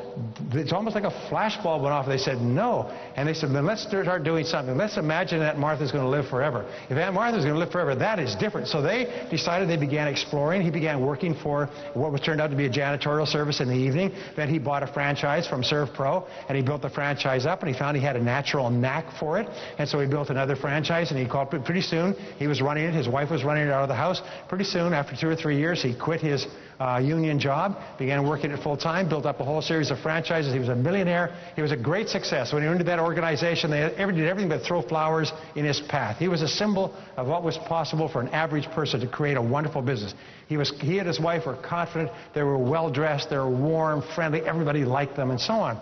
And they said, and if we had not made that decision across that kitchen table, we'd still be there in that little crummy house. I said, and what's the rest of the story? The rest of the story was that Aunt Martha lived another 20 years. And when she died, all the other members of the family, the brothers and sisters on both sides, they'd all been waiting for Aunt Martha to die. And when they got there to the reading of the will, and they were talking, all the others were confident. They were there, they didn't care, they were wealthy. All the others were confident because Aunt Martha, turned out, had promised every one of them that they were her favorite, and she was leaving all her money to them. And when they read the will, Aunt Martha was penniless. She had no money at all. She'd been broke for years and living off the good graces of her relatives by telling them she was going to leave all her money to them.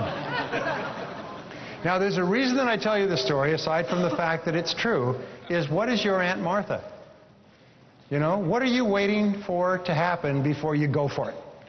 You know that in life, successful people just commit. Does anybody play Texas Hold'em? You could admit it. Okay. In Texas Hold'em, they have, and by the way, it's a remarkable game because there's something in there that appeals to the American imagination, is you reach a point where you're down to the point where you cannot raise, you cannot bet, and you have to go all in. If you don't go all in and take a chance of losing it all, you'll be wiped out. Every so often you see a person who wins because they went all in with weak cards. Have you seen that on the World Championships of Poker? You push all the money in. Nobody can bet higher than your whole pot. But if you lose, you're finished. In life, we have to go all in at times. At certain times in life, we have to do our research, do our homework, and then go all in. We have to stop waiting for Aunt Martha to die. I have a good friend. I had talked with him just the other day. He's an accountant. He came from a working class family. His father was a butcher. When he grew up in his late teens, his father got him into the butchers union, the meat cutters union, and he went off and started working summers as a meat cutter, learning how to cut meat. His father wanted him to be a butcher as well. Well, after a summer of cutting meat, he decided he didn't like this. He decided he wanted to continue his education. Didn't have any money, so he went to community college. This is in San Diego. Went to community college. In community college, he took a couple of business courses and accounting courses, developed a real love for accounting.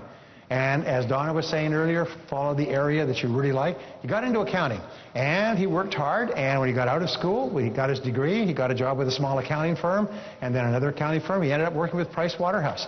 And at Price Waterhouse, he was doing real well. And one of his partners was a woman who was also an accountant, also came from an average family.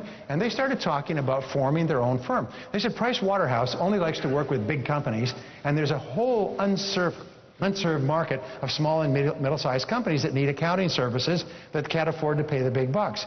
They could start a firm, and they could offer services, and by hiring accountants out of school at low levels, they could provide the same quality of services that they learned how to provide at Price Waterhouse. They put together a business plan, they knew how to do that, and a market plan, and a sales plan, and an organization plan, and a financial plan. And they put it all together, and they're going to start their own company. And at the last minute, he said, I chickened out. He said, I was so concerned about security. My father had always told me, security is everything. Get a job, keep the job, be secure, don't take a chance. He said, so I chickened out. And we separated. She said, well, I'm going to do it anyway. We've done all the planning, the market is there. And she walked out, and she rolled the dice, and she went all in. And she started her own accounting firm. He said he had lunch with her 2 weeks ago. She's now about 45, as he is. She has an accounting firm with 34 staff. She's worth about $4 million. She lives in a beautiful home with beautiful children. She's married extremely well. He said, all the equity I own in my life, in my working life, is what's in my home, is the increase in value in my home. He said, by deciding not to get into my own business, he said, I decided to stay broke all my adult life. The worst mistake I ever made, because I was afraid to take a risk. I was waiting for some Aunt Martha to die. Now, there's only three ways that you and I are going to get out of this life financially independent. One is you're going to win the lottery. And 64% of Americans believe that the only way they're going to achieve financial independence is if they somehow win the lottery. If you ever, one of the things that I am totally opposed to, by the way, philosophically, is gambling. I'm totally opposed to gambling, because everybody who gambles loses. If you ever want to have a real good look at gambling, watch the movie Casino with Robert De Niro, and how they talk about the suckers. And these people, the longer they keep them here, the more guaranteed they'll walk away with nothing. And that every single gambler leaves with nothing. It's only a matter of time. I am totally opposed to Indian casinos throughout this state, because what they do is they suck off the hard work of men and women. They take food off the trays, and they destroy the long-term future of people who invest that discretionary funds, or if you like, gamble it away, and don't have it to do something else with. So you can win the lottery. Now, your chance to win the lottery, about 11 million to 1, the equivalent of being struck by lightning twice in the same place 2 years apart. In other words, you're never going to win the lottery. The lottery is called the stupidity tax. It's the only tax you pay voluntarily. Okay? If you do invest in the lottery, they don't even give you the money if you win. Have you noticed that? First of all, they lop off 50% in taxes, then they give you it spread over 20 years. Everybody know what I'm talking about? If a private company set up a lottery like that, they'd all be put in prison. Okay? They consider that to be a great act of skullduggery and embezzlement of the public, and the government does it to us all the time. So you're not going to win the lottery, all right? Number two is somebody could die, Aunt Martha, somewhere. Somebody relative that you don't know of, somewhere on the far side of the world, could die and leave you a pile of money. Okay? But I'm here to tell you, I'm sorry to be the bearer of bad tidings, it ain't going to happen. There is no long-lost rich relative that's going to leave you a lot of money. So the only other way you can do it is by earning it yourself. Right? Are you with me so far? Say yes. Okay, so the only question is what? The only question is how? How do we earn it ourselves? Well, there are several steps that we can take. Now, we don't have enough time to go into great depth in the things I've talked about, so I'm going to give you some key principles that are important. W. Clement Stone, who was actually the person who funded and underwrote Napoleon Hill, W. Clement Stone, who started as a 12-year-old boy selling papers on the streets of Chicago, fatherless, and built an $800 million fortune, just died a couple of years ago. He lived forever. A lot of people waited for him to die. He lived to about 102. He outlived all the people waiting for him to die. Anyway, he said in one of his most profound observations, he said, if you cannot save money, then the seeds of greatness are not in you. If you cannot save money, the seeds of greatness are not in you. Now, one of the great truths of today is that all the answers have been found. If you want to become a millionaire, you can become a millionaire. If you want to become a millionaire, you must decide to become a millionaire. I was talking to somebody recently who was in college with this guy who never got very good grades. And he was telling me this story. It's really interesting. Again, it was 15, 20 years ago. This guy never got very good grades. And he said, well, why are you here? He said, well, I want to make a lot of money. He said, well, how are you going to do that? He said, I have no idea. He said, but by gum, I want to make a lot of money when I leave school. And that's what I'm going to do. I'm going to make a lot of money. And I have no idea how I'm going to do it. Today, this guy owns about 12 businesses. He's worth millions of dollars. He said he had that one blazing idea when he was in school he was going to make a lot of money. And if your goal is to make a lot of money, and that becomes your goal, then you will make a lot of money. But if you have a whole bunch of other goals, it's like shooting a shotgun. If you had a door right here and you shot a double-barreled shotgun at the door, blam, what would happen? You'd blow it off its hinges. I mean, that's what the SWAT teams use to knock doors off their hinges. If you put that same door on the side of a field, on the other side of a field, leaning against a fence, and you fired a shotgun at it, what would happen?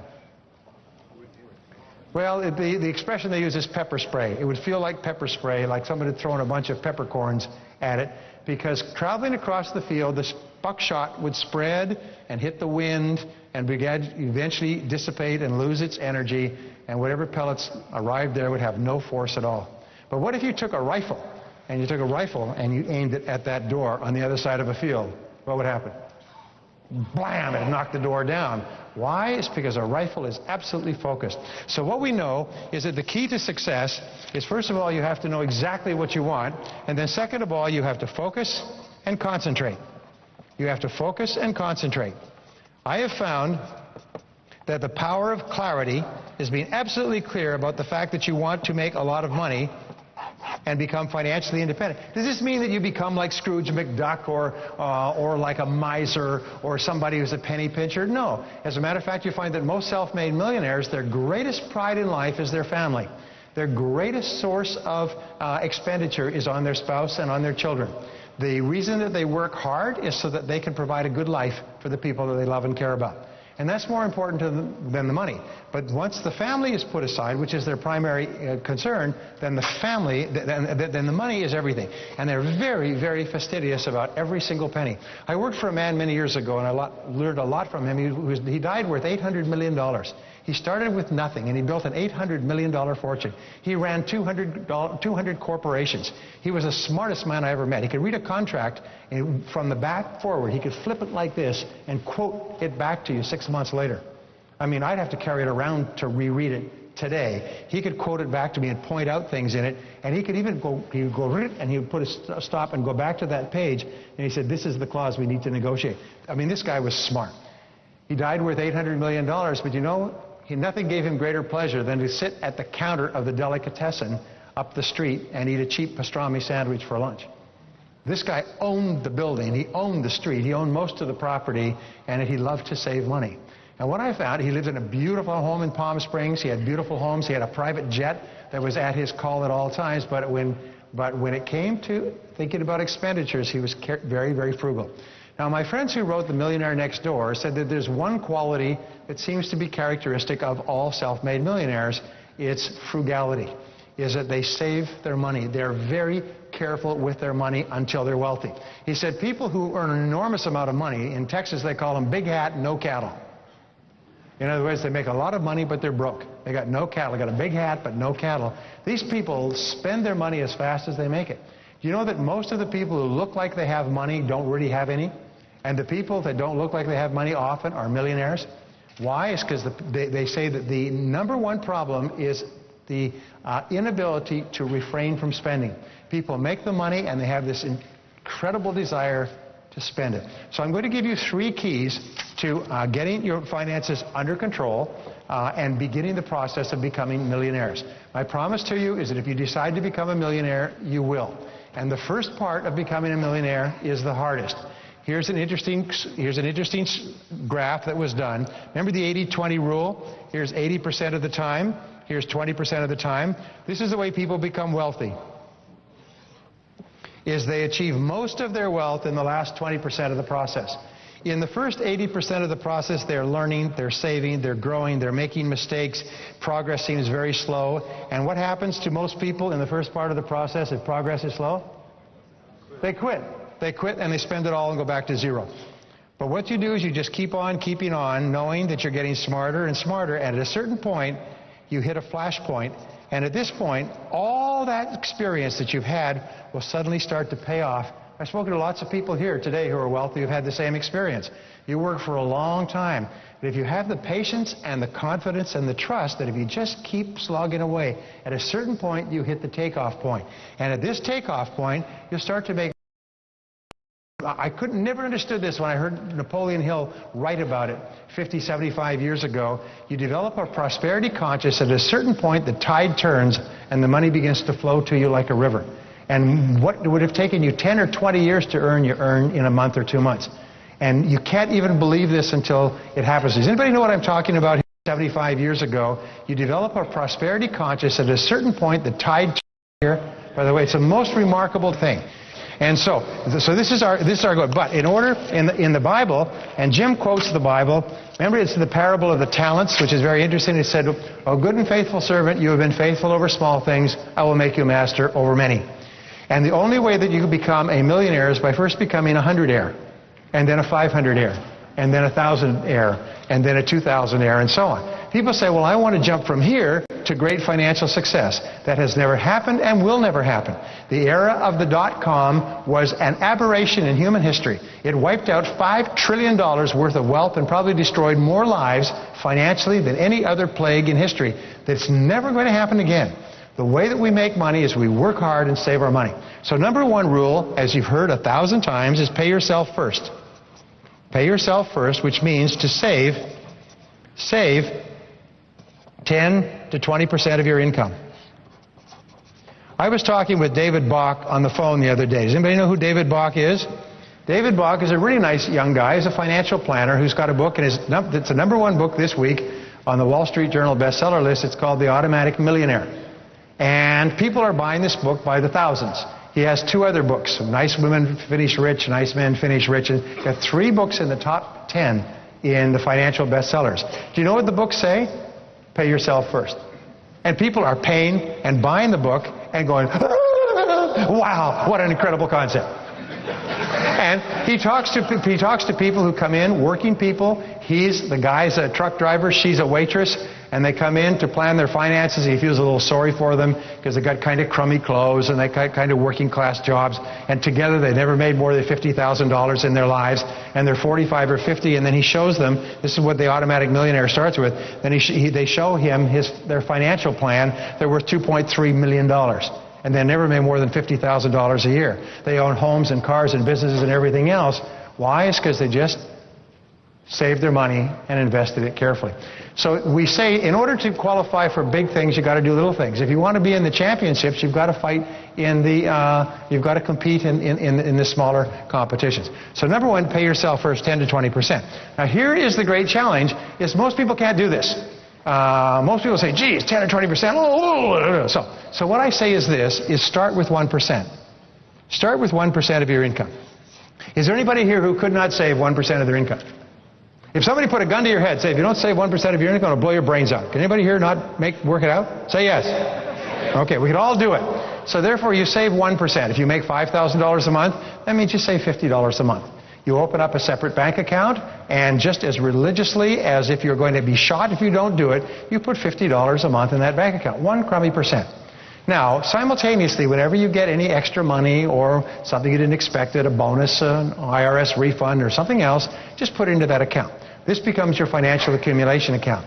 When you become comfortable saving 1% a month, then you move it to 2% a month. And then you move it to 3% a month. And you do this until you become comfortable. And it's very much like changing the direction of a great ocean liner. As this ocean liner begins to change and change direction, it's very, very subtle, 1 degree at a time. But what you're doing is you're bringing about a fundamental subconscious change from spending everything you make to not spending everything you make. The rule for financial success has been the same for 5,000 years. Spend less than you earn. 5 words. Spend less than you earn. This has been the rule. If you can do this, you can achieve financial independence. If you can't, you can't. So, the question is not whether it's possible, but only how. It's only how. Okay, how do we do it? So, what we do is we save 1%, and we put it into an account. Now, this is not an account, by the way, for fun, an RV, a vacation, or something else. Open other accounts for that. Jim will talk about that, as do other people. Just save 1%. And then 2%, and then 3% until you develop the saving habit. And pretty soon, within a year or two, you'll have it up to 10 to 20%. Now, I never understood this, but what happens is that when you save money carefully like this money begins to develop an energy. It begins to become a force field. It begins to develop an energy of attraction. And there's a law in the universe called the law of accumulation. It says the more you accumulate, the more you accumulate. And the more you have here, the more money you attract into your life. And what happens is you get little bits of money from here and a bonus from there and unexpected money from there, and you save something from here. Instead of blowing it, which we normally do, you put it into this account, and each penny, dollar you put into the account increases the energy. It's almost like this is uranium, and it's increasing the energy power. And it starts to draw more money. It becomes like a force field of energy. Does anybody know about this? It's the most phenomenal darn thing. Many years ago, we were broke. We had to sell our house because I started a business and made every single conceivable mistake. We had to sell. I learned to sell again. We sold our house, sold our furniture, sold our dishes, sold everything, moved to a rented house. And when we sold the house, there was $10,000 left over from carrying costs. And my wife said, I want to put that in a separate account so we're never out of money again. And I argued with her. I said, yes, but we've got all these things. There's always something to spend it on. And she was adamant. You know what I told you about negotiating? She was adamant about this. She took the money, she put it into a separate account, which I didn't even know where it was. And they put that $10,000 away. I couldn't touch it, and she wouldn't touch it. From that day onward, we were never out of money again. It's almost as if we just changed the dynamics of the universe. Now, we worked hard, we went up and down. From that day on, we were never out of money again. Because that money just sat there, and it attracts money, opportunities, ideas. This is such a powerful principle. It's why people become wealthy. So your job is to pay yourself first. And start off by saving 1% per year. Now, here is the second principle, and it's called the wedge strategy for achieving wealth. Is that in life, this is what happens. You've heard the old Parkinson's law that expenses rise to meet income. In other words, no matter how much you make, you spend that amount. Well, so this is what will happen over the course of your lifetime. If you keep engaging in additional knowledge and skill, you'll learn more, you'll earn more, you'll be paid more, you'll increase the slope on your curve, you'll move ahead faster, but if you're not careful, you'll burn it all. Most wealthy people are 2 months away from homelessness. If their income was cut off, doctors, lawyers, architects, engineers, if these people's income was cut off for any period of time, within 2 months they would be foreclosed on, because they're spending everything they have and a little bit more besides. So this is your income. So this is your income, and this is time. Now what happens is the natural tendency is for our expenses. This is our income, and these are our expenses. Our expenses just go like this. No matter what happens, we just can't get ahead because we keep raising our expenditures, like jacking them up, and we never get a gap. So here's the goal. If I were to ask you to save from your income today, most people have a hard time doing it because every penny you have is committed. So what I'm going to ask you to do from this moment on is to save future income. So if I were to give you $1, if I was to say, Karen, here's $1, if I give you $1, would you save 50 cents of it? Now, if I give you $1 that you don't have, it's not too hard to commit to saving half of what you don't have, right? Are you with me so far? So this is what you're going to do, and you're going to make a deal from now on, is you're going to save 50% of your increase. So you figure out what your income is today, and as you use the techniques here, you're going to become more skilled at making money. So from now on, save 50% of the increase and allow your standard of living to go up by 50%. Is that a pretty good trade-off? Say yes. In other words, you're not going to suffer, you're not going to die, you're not going to be hungry, your living standard will go up, you will be able to enjoy more things, but save half of all your increase for the rest of your life. My promise to you is if you start early enough, and you save half of your increase, you'll become wealthy. Because this amount of money will compound. And as Albert Einstein said, compound interest is the most powerful force in the universe. If you start to put $1, $2, $3, start to invest it carefully and let it grow and compound, in time, they say $1 invested at 3% interest at the time of Christ would be worth all the money in the world today, because it would have grown so much with compound interest over 2,000 years.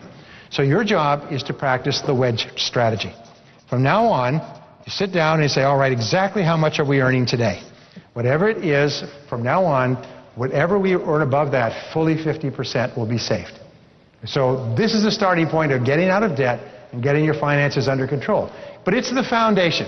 If you can't do this, you can't do anything. If you can't save a nickel, you can't make $1 million. Are you with me so far? Say yes. Yes. Zig says that if you will be hard on yourself, life will be easy on you. But if you insist upon being easy on yourself, life is going to be very hard on you. And the starting point is with the next dollar. One critical point, and this is interesting psychologically, oh boy, this is good stuff, is that when you are a young person and you're told to save your money, you develop, remember I told you about the goblins, the financial goblins we have, the gremlins in our minds. When you're told to save your money, that means you're not buying candy. If you have an allowance means candy. It means toys, it means fun, it means ice cream. And say, you should save part of your income. You should save 10% or 50 cents or whatever it happens to be. But that, you associate saving money with pain. That means you can't get candy. Now, you're just a kid. You're not working this out philosophically. You're just saying, save money means don't buy candy. Now, when you're an adult, what has happened is this is programmed deep in your subconscious mind. And when you think of saving money, the first thought you think of is sacrifice, pain, hurts, no candy. And what you have to do is you have to go back into your subconscious mind and rewire it like an electrician and hook up the wires differently so that saving money makes me happy.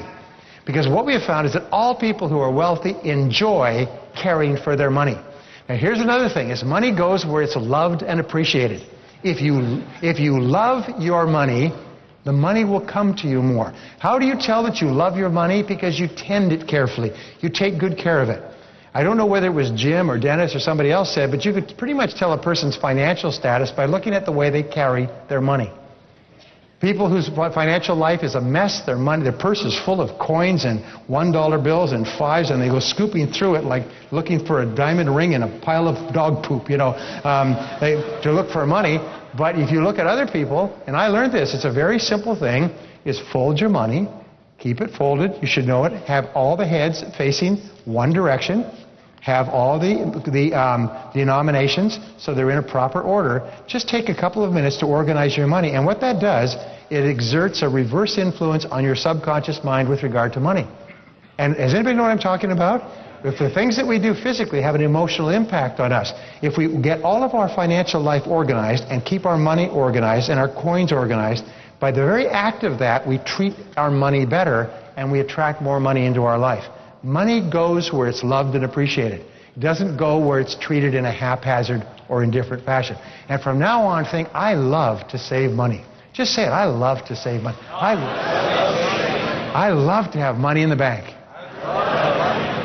And in time, you will look at your bank account and your investment account, and it'll make you happy. And you will no longer have this urge to blow the money. Most people, when they get a bonus, they say, oh, I got a bonus, I got to blow it. Let's go and spend it somewhere, all right? Now, the second thing you do is if you're working for someone else, or someone else is signing your paycheck now, remember this, there's 2 or 3 keys to getting ahead fast. Your job is to be in the top 10% in your field. Remember, whoever is in the top 10% in their field today started where? In the bottom 10%. And whatever anybody else has done, you can do as well, because nobody is smarter than you and nobody is better than you. So here's 3 or 4 keys to getting paid more and promoted faster. Number 1 is focus on contribution. Focus on contribution. Most people are so focused on what they get, they don't realize. Focus on contribution, focus on results. Always ask yourself, how can I make a greater contribution? And these are the words, how can I add value to my company? Now, there's several ways you could add value, and number 2 is to upgrade your skills continually. You'll find that Dennis and I and Jim all talk about this the importance of continuous learning. Upgrade your skills. I have studied and written courses on time management for years. I'm an expert on the subject. I'm not an expert, but I'm pretty knowledgeable. Do you know I found one of the best time management tools in the world is get better at what you do. When I learned that many years ago, I almost fell off my chair. Getting better at what you do, which increases the slope on your curve and the speed at which you make more money and the amount of money you make, will save you 5 and 10 years. We're not talking about cutting a couple of minutes or hours off the day. We're talking about years of hard work off your life just by getting better at the most important things you do. And remember, if anybody else can be in the top 10% in anything, you can be as well. Quick story. This gentleman came up to me at my seminar. I said, you know, ladies and gentlemen, what we're talking about today is not rocket science. He came up and he said, you know, I heard that comment about rocket science. He said, I'm in sales. I'm 28 years old. He said, and I'd heard many people say over the years, you know, this is not rocket science. This is not rocket science. I began wondering, you know, what would it take to get a degree in rocket science? And when I was a kid, I loved rockets. I used to practice with rockets, and I got toy rockets, and I got rocket posters, and I used to watch the takeoffs at Cape Canaveral, and then my parents got me rocket books. I mean, that was my thing. And when I got into high school, you know, I discovered girls and forgot about rockets, and then went into college, and then got into sales. I said, I wonder what it would take to get a degree in rocket science. So I went back to the college, and I said, you know, I'm really interested in rocket science. What would it take?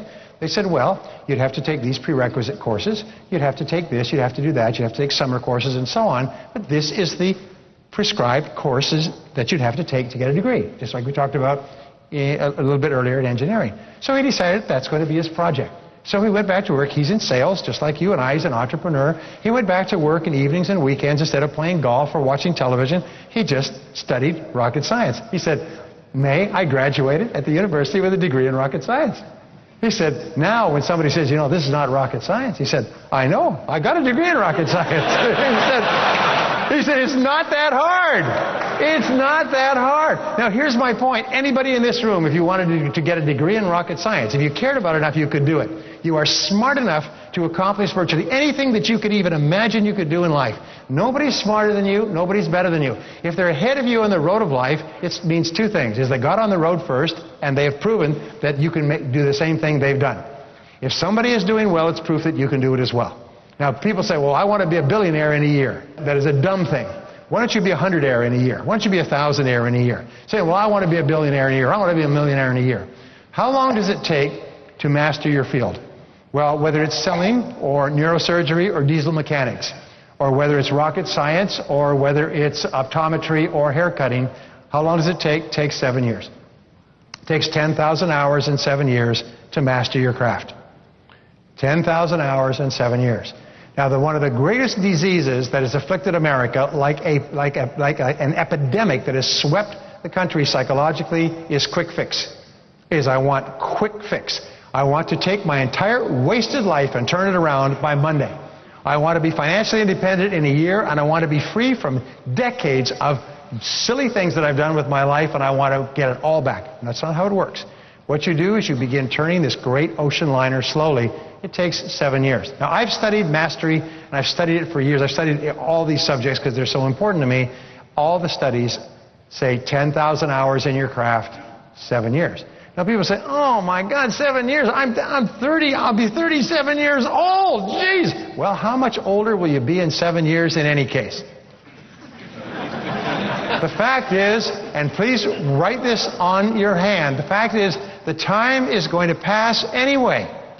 The time is going to pass anyway. The only question is, where are you going to be in 7 years? Are you going to still be lost on the back roads?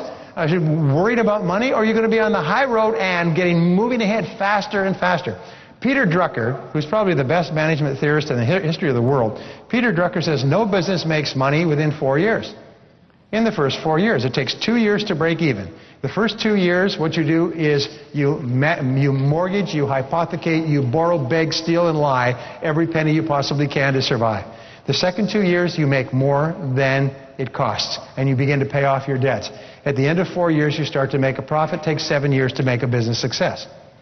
Now, if that is the rule, people say, I'm going to beat the numbers. No, you're not. You're not going to beat the odds. People say, I'm going to live to be 150. No, you're not. You're not going to beat the odds. You're not going to beat the probabilities. What you do is you say, okay, these are the facts of life, so get on with it. If you want to be at the top of your field, there's nothing can stop you from being one of the highest paid, most successful people in your field if you just get on with it. And don't expect to do it overnight. Is just begin to take the courses, upgrade your skills, add value. And here's the final key, and this is the key to leadership, is ask for responsibility. Ask for more responsibility. It's interesting, there are some people who are completely incapable of working for another company who become entrepreneurs. But these people often are not successful entrepreneurs because they're just simply disorganized. Look at Jeff Bezos, very successful entrepreneur. Worked for other large companies within structures for years. What Drucker found is that 90% of people who become successful when they start their own business have worked for more than 5 years within an organizational structure. So they understand that a business has a series of inputs and outputs. There's organization, and there's finance and planning and administration and sales and marketing and cost accounting and so on. And they understand the dynamics of a business. It's like surgery. There's certain things that need to be done in a certain way for the patient to survive. In business, there's certain things that you need to learn and get systematic over and over again before you succeed. So asking for more responsibility is the thing that moves you to the front of the line. Because the person who's always raising their hand say, I'll do that. And I used to work for this gentleman, and I told him, when I started off, I was a junior employee in his large company. And whenever I was on top of my work, which was very fast because I'd start earlier and work hard and stay late, I'd say, I like more responsibility. I want more responsibility. Just give me more responsibility. And eventually he'd say, well, try this. And I'd take it like a dog going after a stick. More responsibility. And here's the key. When they give you more responsibility, do it fast. When you get a chance, do it fast. When you get your break, do it fast. When the line opens up and you can run for yards, go through that line. It's when you get the responsibility, the chance, the opportunity, move fast. All successful people move fast. They're like falcons falling. They move fast. They don't say, well, I'll get to it next week after next. I remember once he gave me an assignment, and he gave me the assignment on Tuesday. He said, in the next couple of weeks, I'd like you to look at this. It was to look at a piece of land that they were buying in Reno. The next day, I got on a plane and flew to Reno. I arrived there Wednesday night. On Thursday, I went out to look at the land and speak to the lawyers in charge of it, and I get this terrible feeling something was wrong. And what I found, I won't go into the story, but I tell you, in one solid day of moving around, I found that my company had been cheated, that they'd been sold a piece of bare land that had no water, could never be developed for $2 million.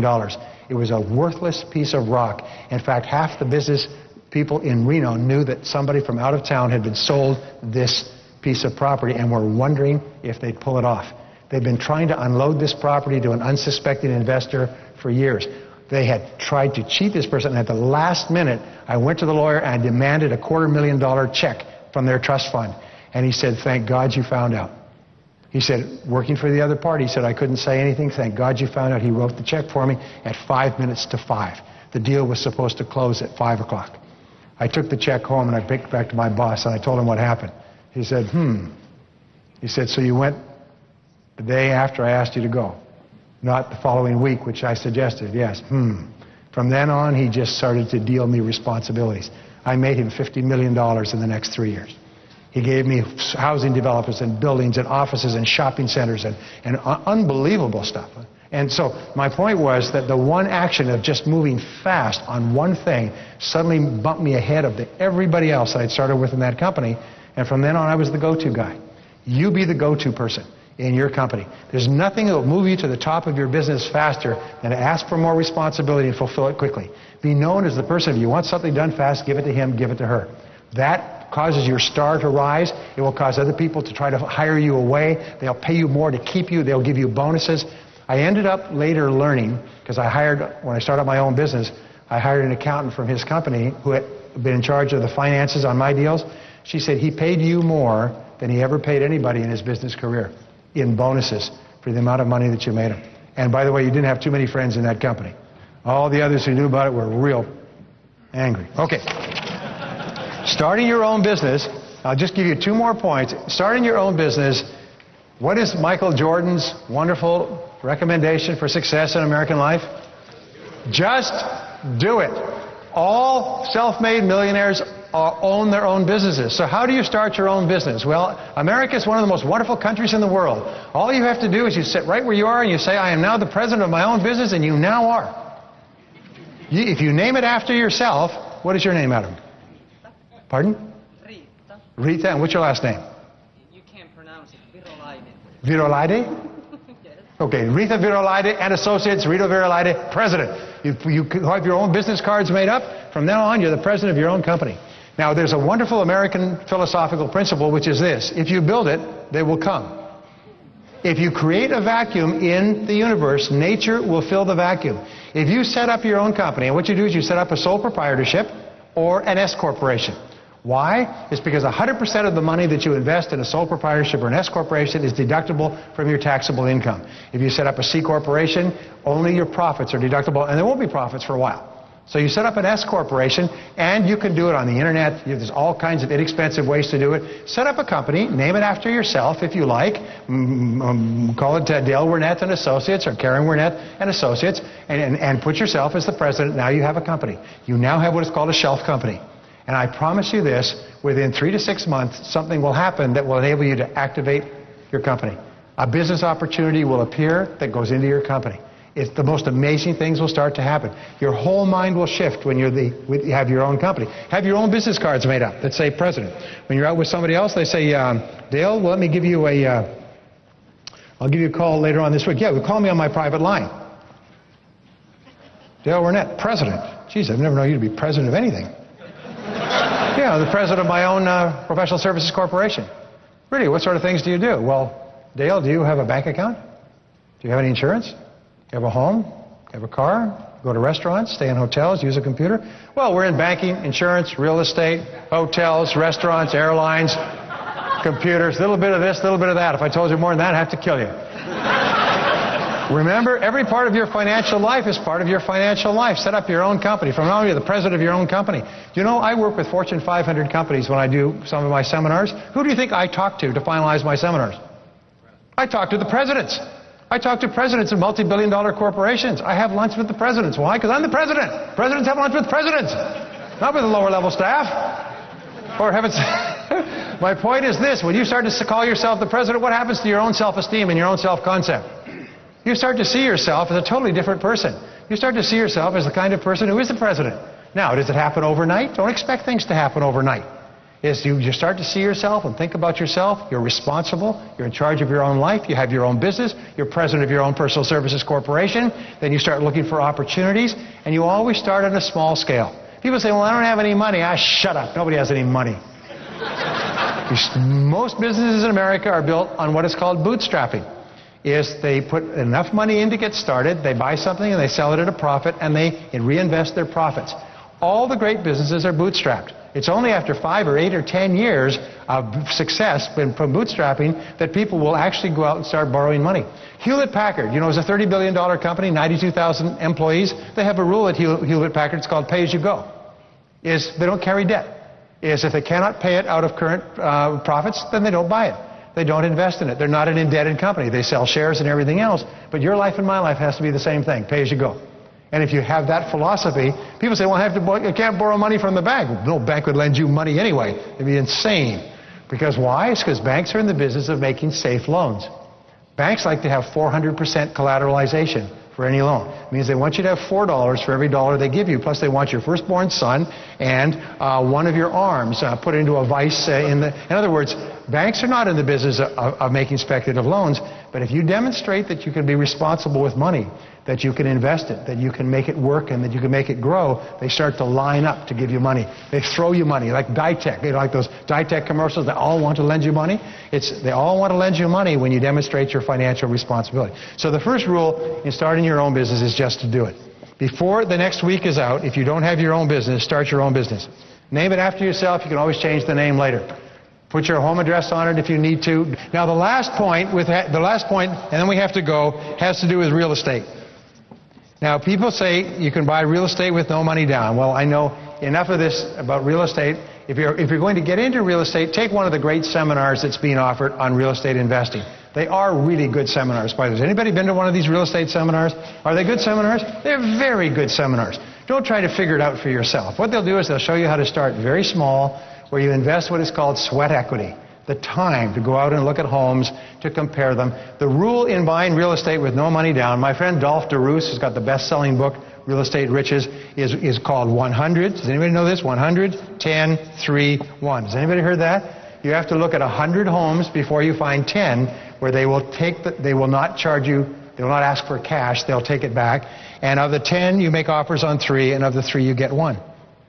And so therefore, for every 100 houses you look at, which is going to take you a lot of time, you get 1 house. I know a guy in Phoenix, by the way, and he has only one way of buying homes. He goes and says, I'll pay you cash for your house if you sell it to me for half price. He gets a lot of dogs sicked on him. He gets chased off. He gets sworn at. They turn the hoses on him. He buys about 1 house a month. He has only one strategy. He goes and asks, lowball, I'll give you half price for your home. Now, he sometimes gets them for 60% and 70% because he finds what is called a motivated seller. A person just wants to get out of the house and move. And so once a month he buys a house. He now owns 29 houses. He's got a net worth of over $2 million. He has a monthly income of $22,000. He's as dumb as ditch water. I'll tell you what, I mean, you couldn't carry a conversation to the post box, and yet he's worth all this money. Anyway, let me wrap up with two points. This is the very best time in all of human history to be alive. And that you are the very best people in all of human history to be alive in the very best country at the very best time. America has now hit the takeoff point where it's going to hockey stick. More millionaires are going to be created in the next few years than have ever been created in history. Most of the great millions, we have no idea where they'll come from. And your job is to be one of them. And you'll be one of them if you decide to. Because the world America now has something like 5 million millionaires. There's hundreds of thousands of millions of people who started with nothing, who became financially independent. If they can do it, you can do it. Because they're not as smart as you.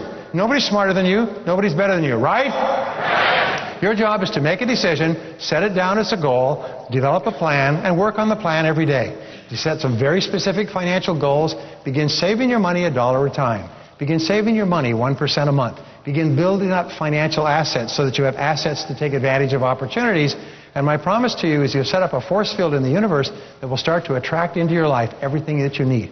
If you learn everything you can learn from this seminar and from what you get here, you'll eventually reach the point where, just like I've spoken to several people here, they're already millionaires. They started off with nothing and became millionaires. And they're back here at the well to learn more things to help them to get on that fast track and move ahead faster. The critical quality is optimism. You've got to be an optimist. I have to tell you this quick story about optimism, and then we're on our way. 2 little boys, Johnny and Jimmy. Johnny is a complete optimist.